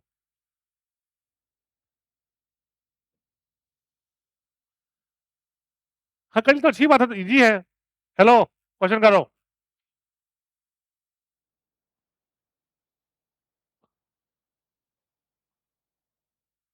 नोट्स में आयंस लिखवाए ना, है उसे दे दे के करो। वैलेंस एक्सचेंज करना है।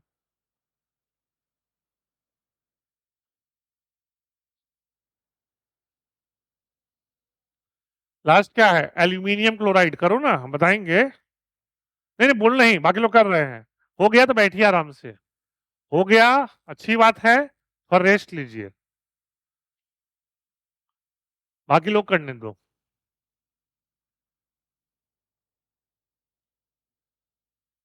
2 मिनट और है, सब लोग जल्दी से कीजिए, इजी है, तीनों तो इजी इजी है।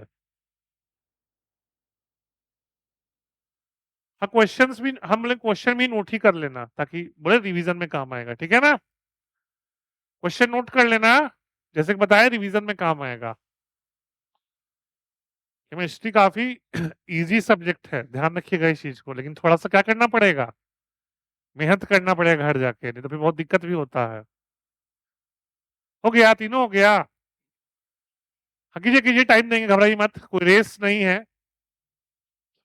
2 मिनट और दे रहे हैं, है ना, 2 मिनट में हो जाएगा, नहीं तो कुछ लोग जानबूझ के धीरे धीरे आराम आराम से लिख रहे हैं। पोटेशियम का P लिख रहा है, फिर बैठ जा रहे हैं, फिर O, फिर रेस्ट लो। तो थोड़ा तेजी से। हाँ, आयोडीन ही आयोडाइड आता है, I-, पूछ रहे हो तो बता दे रहे हैं, I-। Potassium ion K+। चलो एक बता ही देते हैं, पोटेशियम एंड आयोडाइड, तो K+। सबसे इजी है, दोनों पे चार्ज सेम है, क्या हो जाएगा, Ki। किसी को कोई दिक्कत? हाँ, पोटेशियम आयोडाइड। चलो दूसरा देख लो, सोडियम, तो क्या है, Na+, सल्फेट, SO4। क्या होगा आपको पता है? वेरी गुड, इजी है। इजी लग रहा है ना ये सब? Chemistry easy subject. एल, हाँ सही है, aluminium Al3+, chloride ion Cl-, है ना, एक्सचेंज कर दो, AlCl3। वो तो सोच लो, एल्यूमिनियम क्लोराइड, आयंस भूल जाओ, आयंस भूल जाओ। Aluminium chloride, sodium sulphate, potassium iodide. ठीक है, आयंस को हटा दो, नाम मिल जाएगा, aluminium chloride, sodium sulphate, potassium iodide. कोई दिक्कत किसी को? हो गया तीनों, इजी था। बढ़े आगे, पक्का। चलिए फिर, अब देखिए, जैसा कि बताया, दूसरा टास्क था, आपको हम बताएंगे how to calculate molecular mass. How to calculate, तो मॉलिक्यूलर मास पहले जाना जरूरी है, एटॉमिक मास क्या होता है, क्या है, एटॉमिक मास। तो एक चीज ध्यान रखिएगा, आपको बता रहे हैं, हम जो भी एटॉमिक मास पढ़ते से आप लोग पढ़े होंगे, सोडियम का होता है 23, कार्बन का होता है 12। इसे पता है ना आप लोग को? नहीं पता है आप लोग को? थोड़ा तो सुने होंगे। कार्बन का 12, सोडियम का 23, बेरिलियम का 9, है ना, कैल्शियम का 40। तो सब ये सारा कैलकुलेशन होता है, याद रखिएगा, कार्बन का जो C12 आइसोटोप है उसके रेफरेंस में। एक चीज याद रखिएगा, जो भी हम एटॉमिक मास पढ़ते हैं उसमें रेफरेंस किसका होता है? कार्बन 12, है ना? क्या कार्बन, देखो, यूनिवर्स में, नेचर में carbon most abundant element type मान के चलो। हमारे बॉडी में क्या होता है? कार्बोहाइड्रेट। समझ गए? हमारा बॉडी क्या हुआ? हाइड्रोजन है लेकिन बॉडी से कार्बन ज्यादा अबंडेंट है, सोच लो, ज्यादा वेराइटी में है, यूनिवर्स में है। ये सोच लो, कंपाउंड फॉर्म में सोचिए। हमारा बॉडी सोच लो, हमारे बॉडी में क्या होते हैं, पता है ना आपको? उसमें भी कार्बन है, अमीनो एसिड हो गया, या फिर आपको कार्बोहाइड्रेट्स हो गए, सब में कार्बन है। मतलब कार्बन ज्यादा वेराइटी ऑफ कंपाउंड बनाता है। ठीक है? तो चूंकि कार्बन ज्यादा वेराइटी ऑफ कंपाउंड बनाता है तो कार्बन का ही रेफरेंस लेते हैं हम। तो ये देख लीजिए, ध्यान रखिएगा, इस चीज को फिर से बता रहे हैं, ये एग्जाम में भी आ सकता है मे बी, कि जो एटॉमिक मास ये सब हम कैलकुलेट करते हैं उसमें रेफरेंस किसका होता था? क्या है आंसर? C12। तो सिंपल रेशियो है, क्या रेशियो है? देख लीजिए, एटॉमिक मास का mass of one atom of element upon 1/12 of mass of C12 atom. अब बोलोगे सर 1/12 क्यों लेते हैं? कोई कॉमन सेंस सोचो। इजी है, देखो, अभी थोड़ा सा में भी समझने में आपको दिक्कत होगा, तो थोड़ा सा इजी तरह से समझा देते हैं। कार्बन का क्या होता है एक तरह से मास, पता है आपको? 12, है ना? तो 12 को का 1/12 से ले लो, कट के क्या आ जाएगा? 1 आ जाएगा ना। और वो एटम का मास हो गया, तो कोई भी चीज डिवाइडेड वही हो जाता है ना। समझ में आया 1/12 क्यों लिए? क्या? क्योंकि रेफरेंस लेते हैं, जो भी चीज हम कैलकुलेट करते हैं उसका रेफरेंस जरूरी है। ठीक है? तो इस चीज को ध्यान रखिएगा। जो एटॉमिक मास है सब आप पढ़ते हो, सोडियम का, कैल्शियम का, हाइड्रोजन का, एल्यूमिनियम का, उसमें किसका रेफरेंस लेते हैं? कार्बन का। ठीक है? हाँ बोलिए। देखिए, जैसे आपको लास्ट क्लास में हम बताए थे, एटॉमिक मास याद करना जरूरी नहीं है, लेकिन, हाँ बोलो। हाँ, लेकिन कैल्शियम उतना हाँ बात सही है, लेकिन कैल्शियम उतना एबंडेंट नहीं ना है। साइंटिस्ट ने हाँ, पहले हाइड्रोजन का ही था, बाद में साइंटिस्ट लोगों ने कार्बन चेंज किया। आई देखो, ये सब डिफिनेशन IUPAC डिसाइड करता है, जो इंटरनेशनल केमिस्ट है उनका एसोसिएशन है। तो आप उनसे कहो कि पूछो कि सर कार्बन क्यों लिए, कैल्शियम क्यों नहीं लिए। समझ गए? ठीक है ना? जैसे कि हम बता रहे हैं, कार्बन बहुत वेराइटी ऑफ कंपाउंड बनाता है नेचर में, इसलिए उन्होंने रेफरेंस कार्बन के लिए, पहले हाइड्रोजन का ही रेफरेंस था।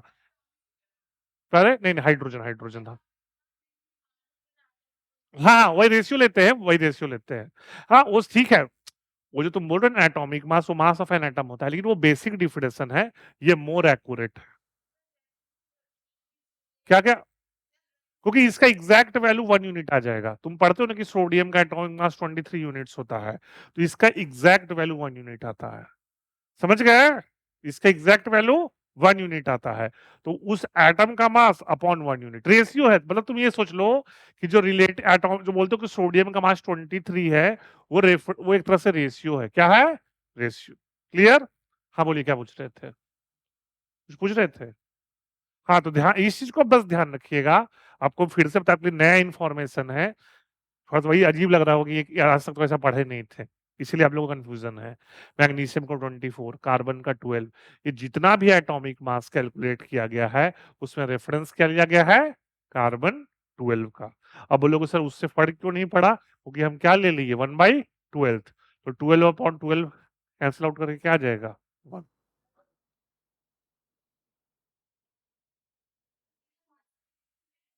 नहीं नहीं नहीं, उसमें बेसिक देखो, कोई भी चीज कैलकुलेट करते हैं ना तो किसी का रेफरेंस होना चाहिए, है ना? कोई भी चीज कैलकुलेट करते हैं उसमें रेफरेंस जरूरी है ना?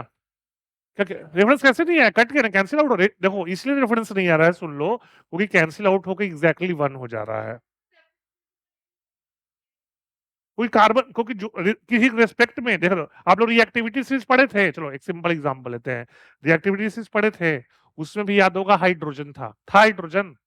अब बोलोगे सर कि हम लोग तो रिएक्टिविटी सीरीज मेटल्स का लेते हैं, उसमें हाइड्रोजन कहाँ से आ गया? क्योंकि वहां भी रेफरेंस किसका होता है? हाइड्रोजन का। जो कुछ एलिमेंट हाइड्रोजन से ज्यादा रिएक्टिव होते हैं, कुछ एलिमेंट हाइड्रोजन से कम रिएक्टिव है। तो हर चीज में जो टेबल या चार्ट बनता है उसमें रेफरेंस जरूरी है। क्लियर? कोई दिक्कत? अभी आप डिफिनेशन नोट कर लो, ठीक है? हाँ, अब इनका क्वेश्चन सुन लीजिए, सुन लीजिए। अभी आपको क्लास 9th 10th तक बोलेंगे हम, 20 तक, जो एटॉमिक नंबर 20 तक का याद करना, उसका हम ट्रिक भी बताए थे लास्ट क्लास में, फिर से सुन लो। अगर इवन नंबर हो तो एटॉमिक मास होता है रफली, ये रफली है, फिर से एग्जैक्ट नहीं है, रफ आइडिया ले सकते हो कि अगर 1 से 20 तक का अगर एटॉमिक नंबर इवन है तो एटॉमिक मास होता है ट्वाइस ऑफ एटॉमिक नंबर। और अगर एटॉमिक नंबर ऑड है, क्या है? ऑड, तो twice of atomic number plus 1। अच्छा, कार्बन का जैसे 6 है, देख लो फॉर एग्जांपल, तुम कार्बन का एटॉमिक नंबर 6 है तो उसका मास हो जाता है 12। ऑक्सीजन का एटॉमिक नंबर 8 है तो मास हो जाता है 16। लेकिन सोडियम देख लो, सोडियम का एटॉमिक नंबर 11 है तो ऑड है ना, 11 2 जा 22 प्लस 1 23। बेरिलियम देख लो, हाँ नाइट्रोजन में देखो नहीं, फिर बेरिलियम का नहीं 9 होता है बेरिलियम। अच्छा, बेरिलियम में भी उल्टा हो गया, रफ है, फिर से बताइए, एग्जैक्ट नहीं है। हाँ बेरिलियम इवन, हम क्या बोले, ये अप्रोक्स मेथड है, एग्जैक्ट मेथड नहीं है। लेकिन फिर से बोलेंगे, एटॉमिक मास याद हो सके तो ठीक है, लेकिन अगर हम कॉम्पिटिटिव एग्जाम का बात करें, चाहे एनएससीजेएस हो, चाहे जेई मेंस हो, जेई एडवांस हो या नीट हो, वहां पे आपको एटॉमिक मास दिया हुआ रहता है।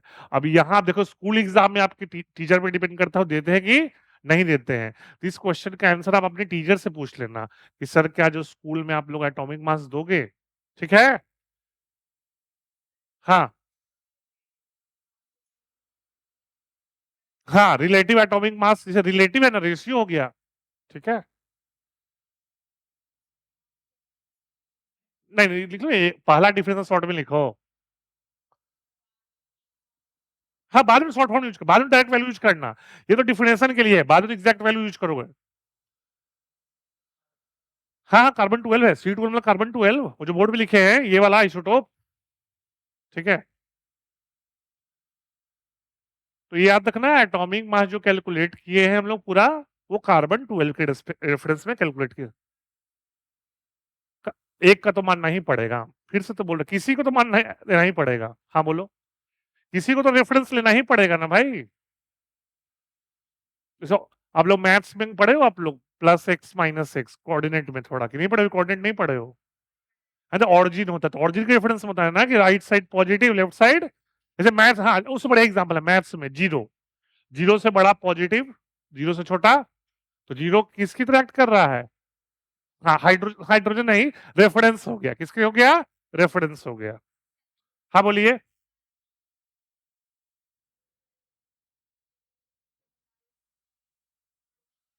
नहीं, रियल लाइफ में होता है, रियल लाइफ में होता है, वो होता है, बहुत सारे मेथड होते हैं, है ना? चलिए, हेलो हो गया। है ना,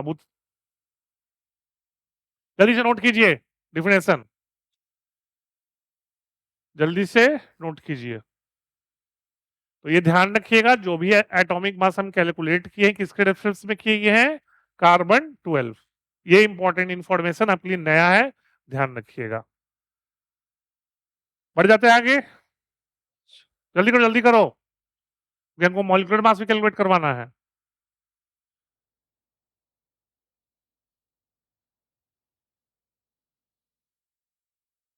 ठीक है, चलिए।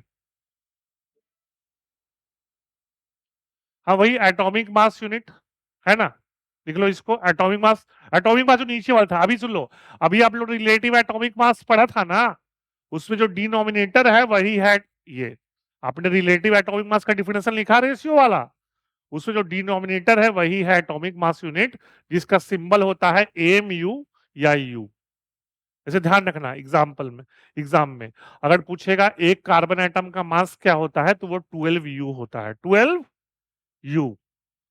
तो अभी आपने जो रिलेटिव एटॉमिक मास का डिफिनेशन लिखा है, उसमें जो डिनोमिनेटर है वो क्या है? एएमयू। वही क्या है? एएमयू। एक चीज आपको बता रहे हैं, ध्यान से सुनो और कंफ्यूजन से सुन लो, ध्यान से सुनिएगा, हो सकता है कंफ्यूजन हो। कोई बोले सोडियम का रिलेटिव एटॉमिक मास क्या है, तो तुम बोलोगे 23। रेशियो है ना, तो सुन तो लो, फिर सुन तो लो। रिलेटिव एटॉमिक मास में रेशियो था ना, तो ऊपर नीचे मास है, तो मास से मास क्या हो गया, कैंसिल आउट, तो कोई यूनिट नहीं होगा। तो सोडियम का रिलेटिव एटॉमिक मास 23 है, लेकिन कोई पूछे आपसे एक सोडियम एटम का मास क्या होगा, तो 23 U। समझ में आया? फिर से बोल रहे हैं आपको, रिलेटिव एटॉमिक मास का जो डिफिनेशन था, उसमें जो डिनोमिनेटर है क्या है, डिनोमिनेटर, वही क्या होता है, एटॉमिक मास यूनिट, मतलब यही रेफरेंस है, क्या है, वही रेफरेंस है। तो लिख लो डिफिनेशन एग्जैक्ट, क्या होता है atomic mass unit, one atomic mass unit is 1/, किसे इक्वल होता है, 1/12 of mass of C12 atom. तो 23 और 23U में डिफरेंस समझ में आया? डिपेंड करता है क्वेश्चन क्या पूछा है आपसे, पूछेगा रिलेट हम, हाँ अगर रिलेटिव एटॉमिक मास पूछा तो कोई यूनिट नहीं होगा। हाँ हाँ बिल्कुल सही है, density of substance upon density of water, बिल्कुल सही आप सोच रहे हो।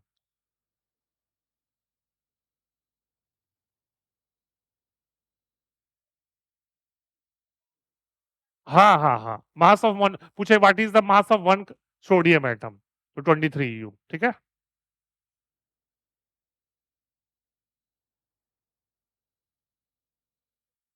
ये सब mainly definition point of view से, क्वेश्चन पॉइंट ऑफ व्यू से तुरंत तुरंत जो पढ़े ना अब तक वही डालना है। इसलिए बता दीजिए, कई बार कंफ्यूज करने के लिए ये भी पूछ सकता है आपसे एग्जाम में, तो ध्यान है ना क्वेश्चन में क्या पूछा हो। अगर रिलेटिव एटॉमिक मास पूछेगा तो फिर कोई यूनिट नहीं है, केवल एटॉमिक मास पूछेगा तो मतलब मास ऑफ एटम, तो यूनिट होगा। तो पूछेगा what is the mass of, माने पूछे what is the mass of one calcium atom, answer क्या होगा, 40U। अब पूछे what is the relative atomic mass of calcium, तो आंसर क्या होगा, 40। ठीक है, तो जब भी रिलेटिव वर्ड देखो तो समझो रेशियो हो, तो उसका कोई यूनिट होने वाला नहीं है।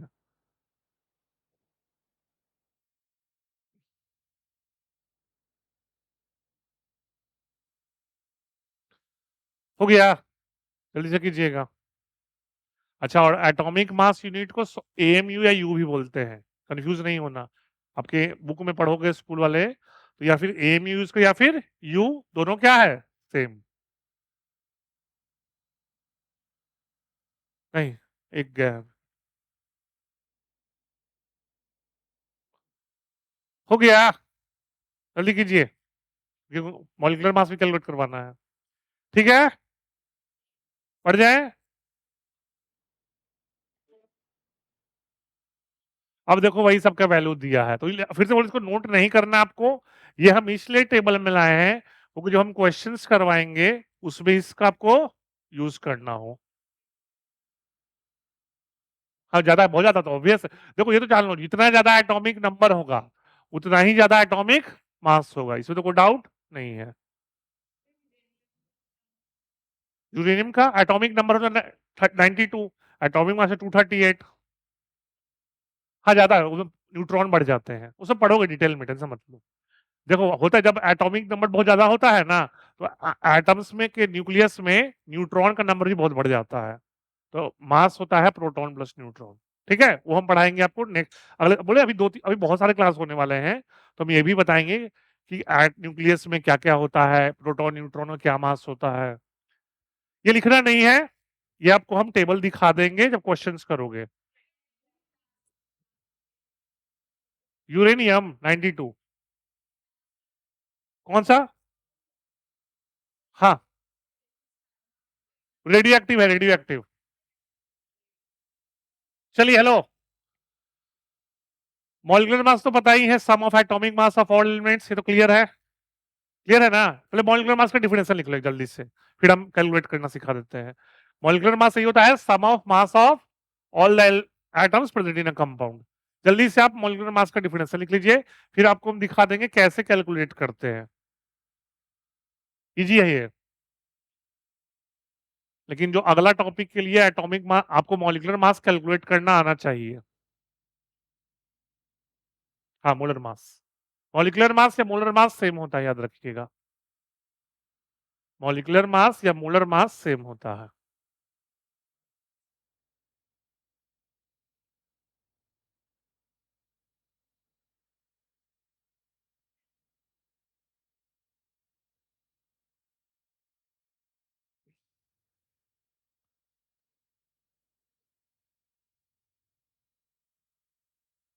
हो गया।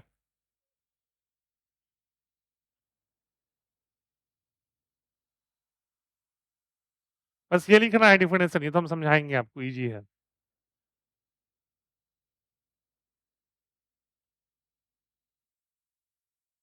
हो गया। नहीं, एग्जाम्पल नहीं, हम समझा देंगे, इजी है। जैसे CO2 का मोलर मास है, देख लो, CO2 का मॉलिक्यूलर मास कैलकुलेट करो। तो कार्बन ये क्या होता है, 12। ऑक्सीजन क्या होता है, 16। तो हो जाएगा, देख लो, 12। अच्छा, कार्बन कितने नंबर है, 1। तो 12 इंटू 1, ऐसे ही अंडरस्टूड है। वो आपको समझा रहे हैं इसलिए इंटू 1 दिखा रहे हैं हम, ठीक है। प्लस ऑक्सीजन कितने हैं, 2। तो 16 इंटू 2 इक्वल टू क्या हो जाएगा, 44। अच्छा, यू होगा, क्या होगा, यू। क्योंकि आपका एटॉमिक मास यू के यूनिट में होता है। तो 44 होता, तो 44 होता। क्लियर, कोई दिक्कत है? लिख लो, लिख लो, calculate molecular mass of CO2। लीजिए question, calculate molecular mass of CO2। अरे तो समझाने के लिए है, जब हम सामने हैं तो फिर समझ नहीं लोग ऐसे ही। वो तो उसके लिए था, है ना, जब हम है ही सामने। रिपीट तो इसलिए बना था कि मान लीजिए कोई बच्चा खुद से पढ़ने की कोशिश कर रहे, समझ रहे हो, कि हम हैं ही तो, समझ लो ऐसे ही।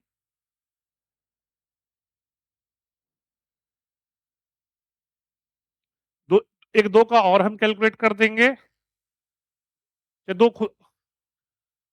तब तो यू भूल जाओ, यू हटा देना। फिर से बोल, जब भी क्वेश्चन में रिलेटिव दिखाएगा तो कोई यूनिट नहीं होगा।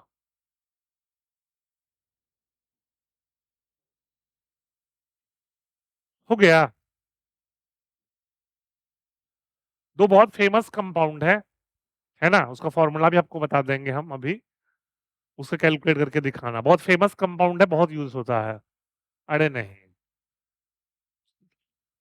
लिखिए, कैलकुलेट द, लिखिए सब, लिख लिए, सब लिख लिए ना। देखिए, calculate the molecular mass of sun, calculate the molecular mass of glucose. किसका, ग्लूकोज। ब्रैकेट में फॉर्मूला लिखो, C6H12O6। और सुक्रोज, सुक्रोज चीनी होता है, क्या होता है, चीनी। C12H22O11।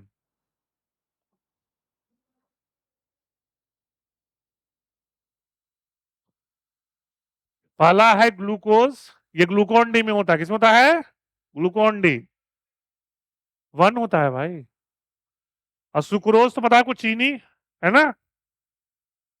तो ये लिख ही देते हैं, ग्लूकोज। ये दोनों बहुत फेमस कंपाउंड है, इनका फॉर्मूला याद रखना, बहुत लोग पूछते हैं। ये ग्लूकोन डी है, ये चीनी है। सॉल्व कीजिए।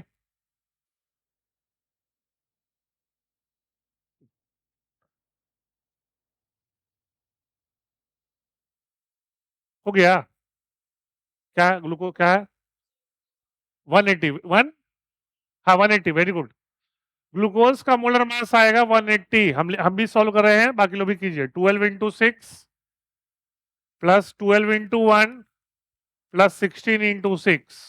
सॉल्व कर लो, आ जाएगा 180U। और बोलिए, सुक्रोज का, नहीं, गलती है, ठीक से करो। क्या कुछ गड़बड़ है क्या, बोलो, क्या दिक्कत है, बोलिए।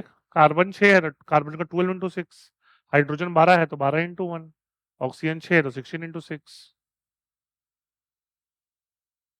ये पता होना चाहिए, नहीं, बस हम लिख रहे हैं बोर्ड पे। कार्बन का होता है 12U, हाइड्रो हाइड्रोजन का होता है 1U, ऑक्सीजन का होता है 16U। हाँ, बोलिए।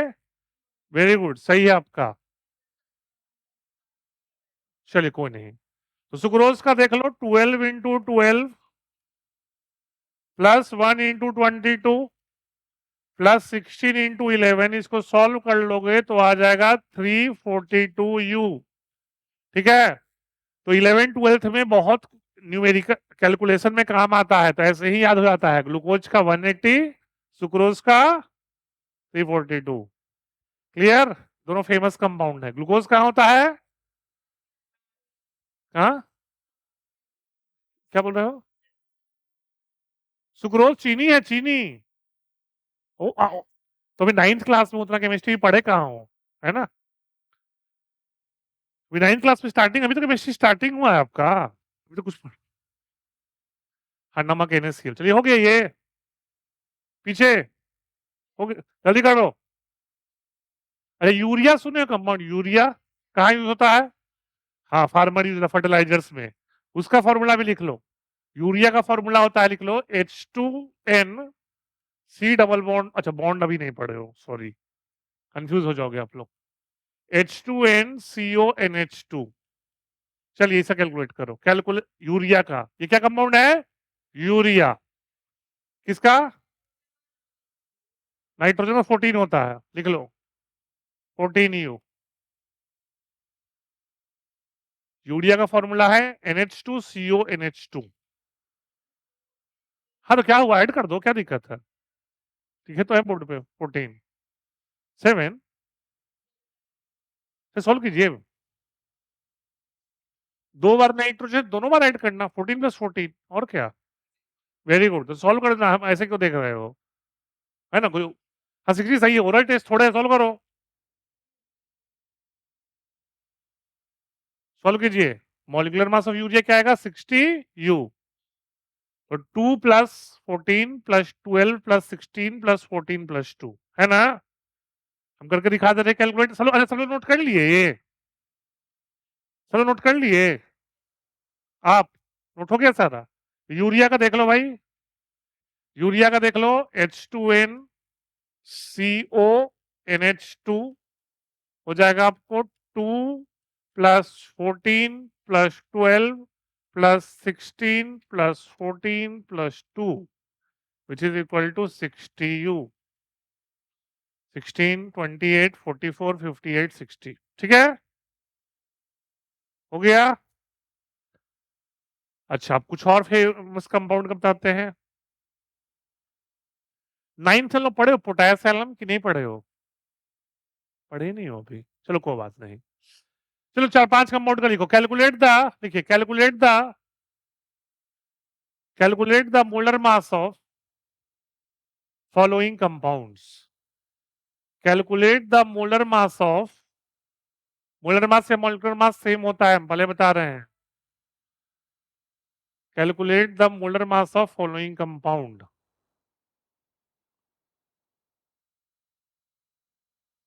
हाँ बोलो। वो 1 मोल का होता है, वो पढ़ोगे नेक्स्ट क्लास में।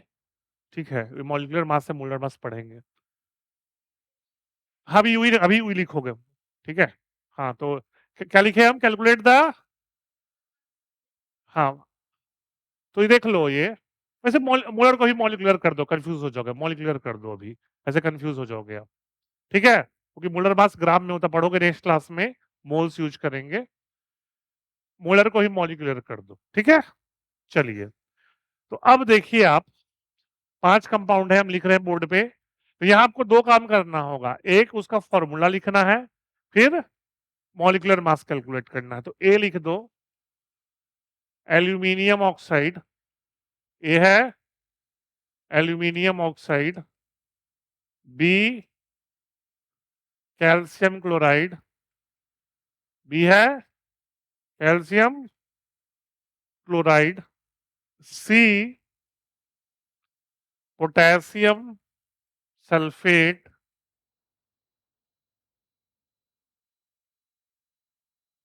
और डी एल्यूमिनियम सल्फेट।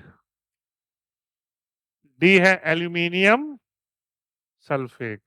तो पहले तो हम आपसे रिक्वेस्ट करेंगे, सबसे पहले सबका फॉर्मूला सही लिखो, वो हमसे वेरीफाई करवाओ, फिर मोलर मास कैलकुलेट करना।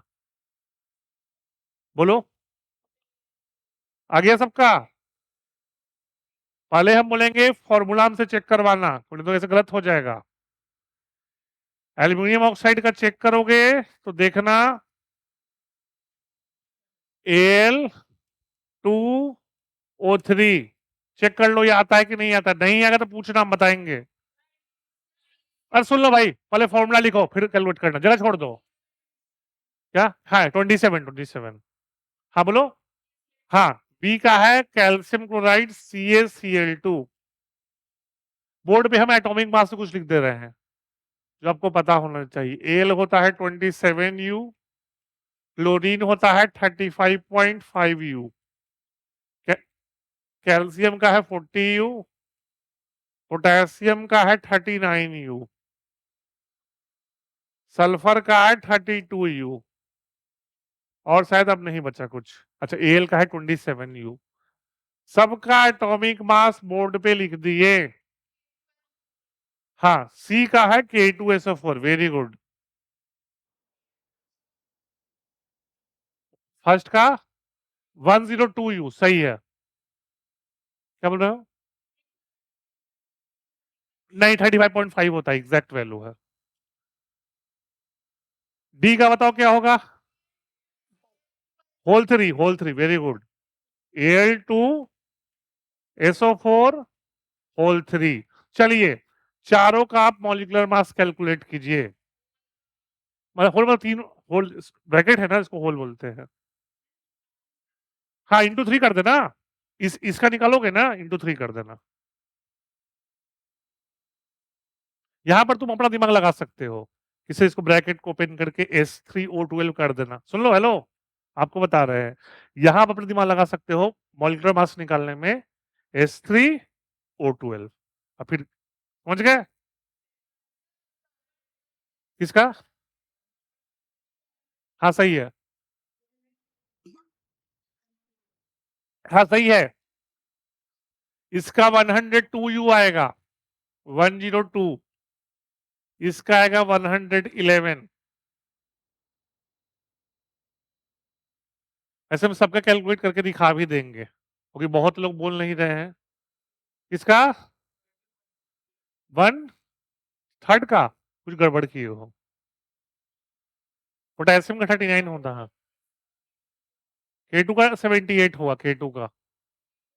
पूरा का बताओ ना, K2S क्यों बताओगे? 32, ठीक है तो है। 16,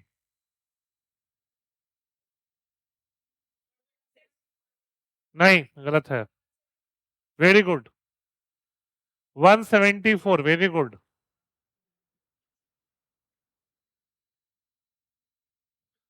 174U।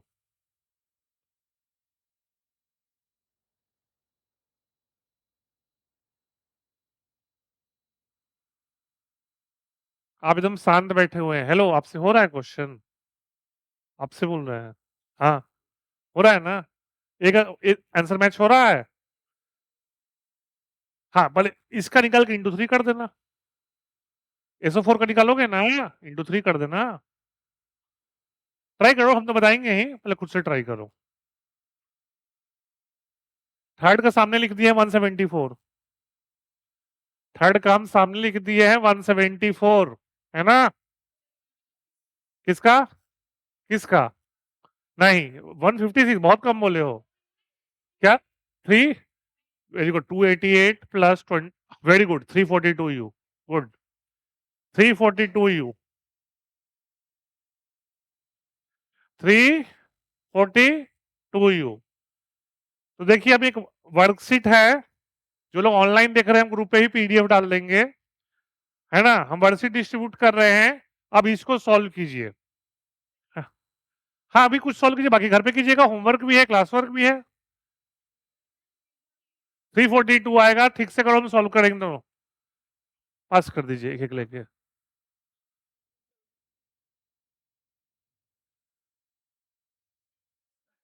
किसका? हाँ, सुक्रोज का भी सेम है। बाई चांस कोइंसिडेंस है, कोई ट्रिक नहीं है। कोई नहीं हुआ तो बोलो, कोई अगर मॉलिक्यूलर मास में दिक्कत है तो बोलो, हम सॉल्व करेंगे। सबका सॉल्व कर दे, तो सब सॉल्व कर देते हैं। चलिए देखिए बोर्ड पे लास्ट के हम चारों सॉल्व कर रहे हैं, देख लीजिए एक बार बोर्ड पे। देखो तो Al2O3, ध्यान से देखिए, 27 इंटू 2 प्लस 16 इंटू 3 सॉल्व करोगे 102 यू आएगा। फिर देखिए, फिर दूसरा क्या था, दूसरा क्या था, दूसरा कंपाउंड CaCl2, तो 40 प्लस 35.5 इंटू 2 कर दो, हो जाएगा 111 यू। ठीक है, फिर क्या, तीसरा क्या था, तीसरा कंपाउंड K2SO4, तो ये देख लो 39 into 2 plus 32 plus 16 into 4 174 you.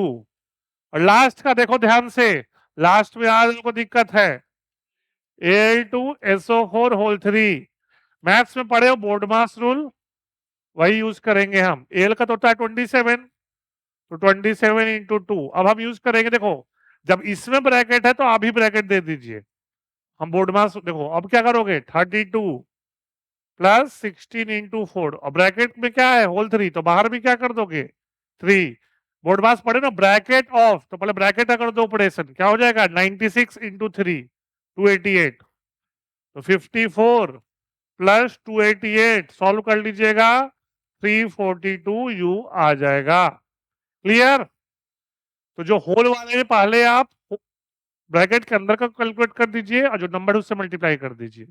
कोई दिक्कत किसी को, तो वर्कशीट डिस्ट्रीब्यूट किया उसको सॉल्व कीजिए अब। हाँ एटॉमिक मास हम दिखा दे रहे हैं। चलो हम ही सुनो सुनो, हम जो हम बोर्ड पे लिख रहे हैं हम एक ही साथ लिख दे रहे हैं, एक ही साथ हम। हाँ हाँ ठीक है ठीक है, आप लोग सुन लो पीछे, सुन लो आप लोग अपने रेफरेंस के लिए वर्कशीट के पीछे एटॉमिक मास लिख देना। तो हमको जो सुन लीजिए, जो भी एटॉमिक मास है हम लिख रहे हैं, हम लिखते आते हैं। देखो sodium 23 you, phosphorus 31 you, oxygen 16 you, repeat वाला हम नहीं लिखेंगे। मैग्नीशियम 24 यू, आप भी लिखते जाना साथ में।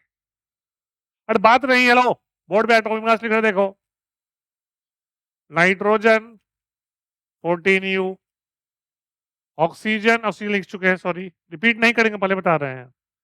कैल्शियम हो गया, कैल्शियम नहीं हुआ सॉरी, कैल्शियम है 40 यू, एल्यूमिनियम एल नहीं हुआ है 27,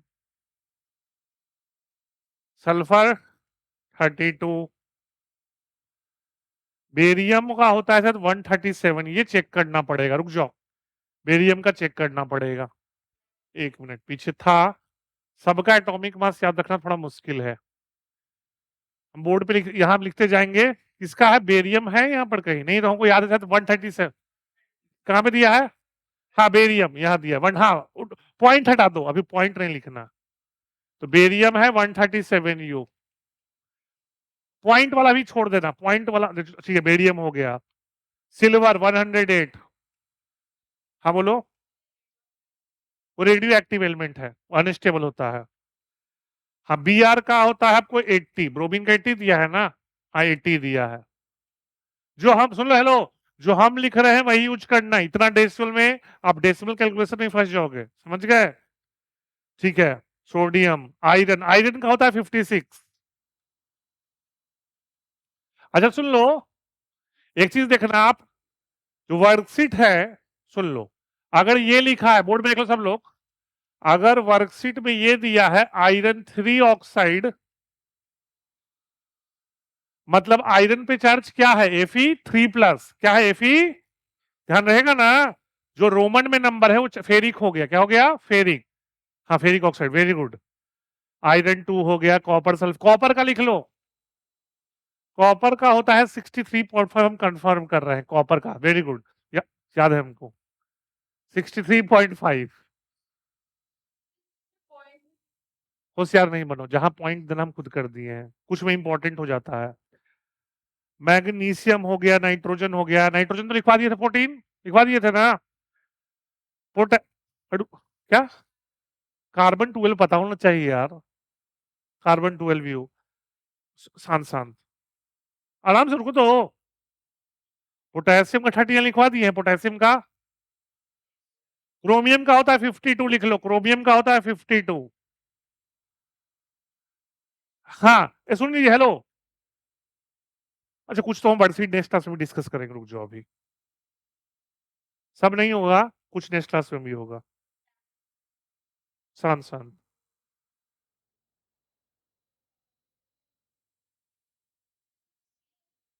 लिख दिए, सीआर का 52 लिख तो दिए। अच्छा, एमएन का होता है 55, ये भी लिख लो, एमएन का। मैंगनीज, एमएन होता है मैंगनीज, हम दिखाई दे रहे हैं, लिख लो, ये है मैंगनीज। कलर हम चेंज कर रहे हैं, बताएंगे नेक्स्ट क्लास में, थोड़ा बहुत खुद से भी ट्राई करो। हम अभी बता देते हैं, लेकिन थोड़ा बहुत चाहते हैं खुद से भी रिसर्च एक्टिविटी करो, फिर नेक्स्ट क्लास में तो हम डिस्कस करेंगे। कैल्शियम का 40 लिख लो, कैल्शियम का 40 यू। क्रोमियम, पूछ रहा तो लिख लो, हेलो, पूछ रहा तो लिख लो, क्रोमियम, क्रोमियम।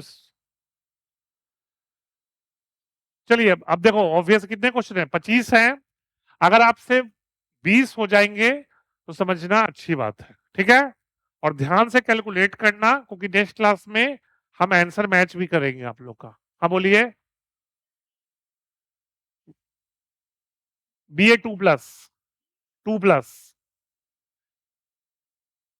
क्लोरीन का 35.5 लिखवाए तो थे।